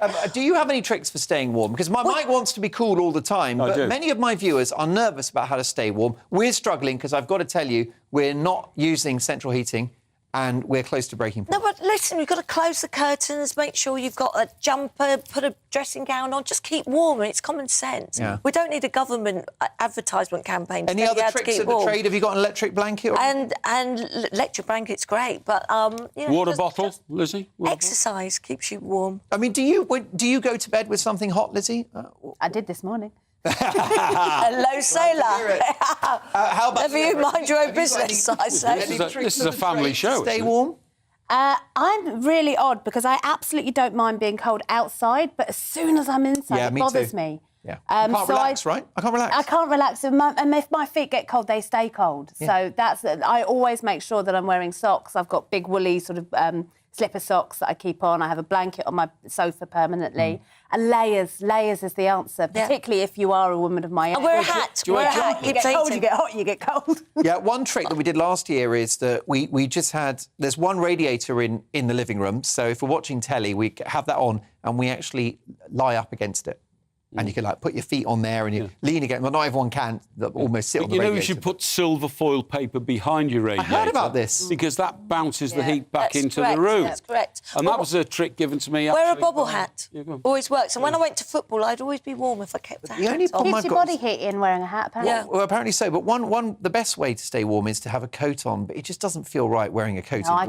I can't wear a coat when I'm driving or when I'm indoors. It's too restricting. I totally agree. And you know what? If you go into a pub and there's a roaring log fire, it's beautiful, but it's beautiful. But if you go into a pub and it's cold, I can't sit there drinking a pint of beer with my coat on. It's not like being in the pub. Well, you know what I mean? Mike Parry, there is one way to stay warm, and that is... There's a number of ways to stay warm, Mark. Let me tell you. To me, please, camera 27. I can wait. Why not have sex? Well, 58-year-old journalist Monica Zwolsman says that after menopause, she never wants to have sex again. Meanwhile, Loose Women star Linda Robson pondered when she said that her and her husband can't be bothered as they're too old. So it begs the question, does sex stop at 60? I don't know who to ask first, really, because none of you are. Well, I've got this piece here that you've been talking about, Mark. OK, that was in a newspaper. It's a good article, isn't it? Wow. 58. Well, it's very interesting. And do you know what? Gary Lineker, very famous man, he wrote a piece this year in which he said, the two most things I most enjoyed in life were scoring goals and having sex. At 62, I'll probably never do either again, which I thought was a very candid admission from a bloke who is, very famous. Well, Gary's if Gary's interested, I'm still here. Not with those ears, surely. Will you still get your leg over in your 70s I'm telling you and now, 80s? In the 8 years since I've been 40, I've had more sex than in the 25 years I was sexually active before it, and I have no intention of slowing down anytime soon. Wow. Good to know. And age is good. So that's why you don't need the heating on at home. Absolutely. No, I'm quite happy. You take those sort of slippers off, those little weird sock slippers. They take them off. Do they come off? With their teeth. They stay on, but everything else comes off. Absolutely, yeah. Just the slippers. You can leave your hat on, I can leave my slippers on. You could generate your own electricity in your house. Definitely. I could run the national grid, Mike. You hanging up your libido in later No, you got more experience. You know what you like. You know what you don't like. Exactly. No, never... It's not just more sex. It's better. You're never too old to spoon. Mike, I mean, you're a man of appetites, but I just wonder whether for you now at this stage in your career, you're busy with your periodicals, aren't you? Periodicals. You like to retire to a hostelry and you go through. I think you'd mean my journals. And I go through you no study time. Stuff. Listen, you haven't got time for nookie, have you? Well, You've always got time. All I would say is life's very busy, OK? And I believe that if you're going to get into it, get down to it, got to concentrate on it. Go down? I beg your pardon. No. Would you rather have a cup of tea? That's that famous quote, wasn't it? Listen, you've made a statement quite recently, haven't you, about your, intention to keep physical for many years to come, haven't you? Yes, indeed. And I admire you for that enormously. And can I tell you, I had a lot of friends ringing me up and saying, have you got Lizzie Cundy's number? And I said to myself, she's a wonderful woman. Leave her alone. Exactly. Let me tell you, full disclosure. Back to me, folks. Back to me. There you go. I would sleep with all my panel, preferably at the same time. They're all gorgeous. Do come back soon. Thanks for your company, your emails, and my great guests. We'll do it all again tomorrow from 8 and the People's Hour. See you then. Hello, it's Aidan McGivern here from the Met Office. It stays cold into the weekend. Ice, snow and fog for some, but for many others, clear skies by night and crisp winter sunshine by day. We've still got cold air in place across the UK, and we've still got low pressure in the North Sea, helping to maintain some showers. But it's mainly windward coasts where we'll see those showers, so that means that for Friday night it's northern Scotland into parts of Northern Ireland, Western England and Wales. The showers at coastal level will be around rain and sleet, perhaps some hail, but inland and with any elevation falling as snow, covering for Snowdonia, for example, for higher parts of Cumbria, and certainly a lot of snow building up for northern Scotland. Now, parts of the northern Scotland where we see some clear spells overnight could dip to as low as -10 or lower. And for much of the UK, it's a widespread frost and some freezing fog patches to wake up to as well. That fog will be slow to clear, poor visibility in one or two spots continuing into the afternoon. Also, those icy patches to watch out for early on Saturday in the west and the north. A cold day to come for all of us, 1 to 3 Celsius typically, and below freezing where we've got the fog persisting.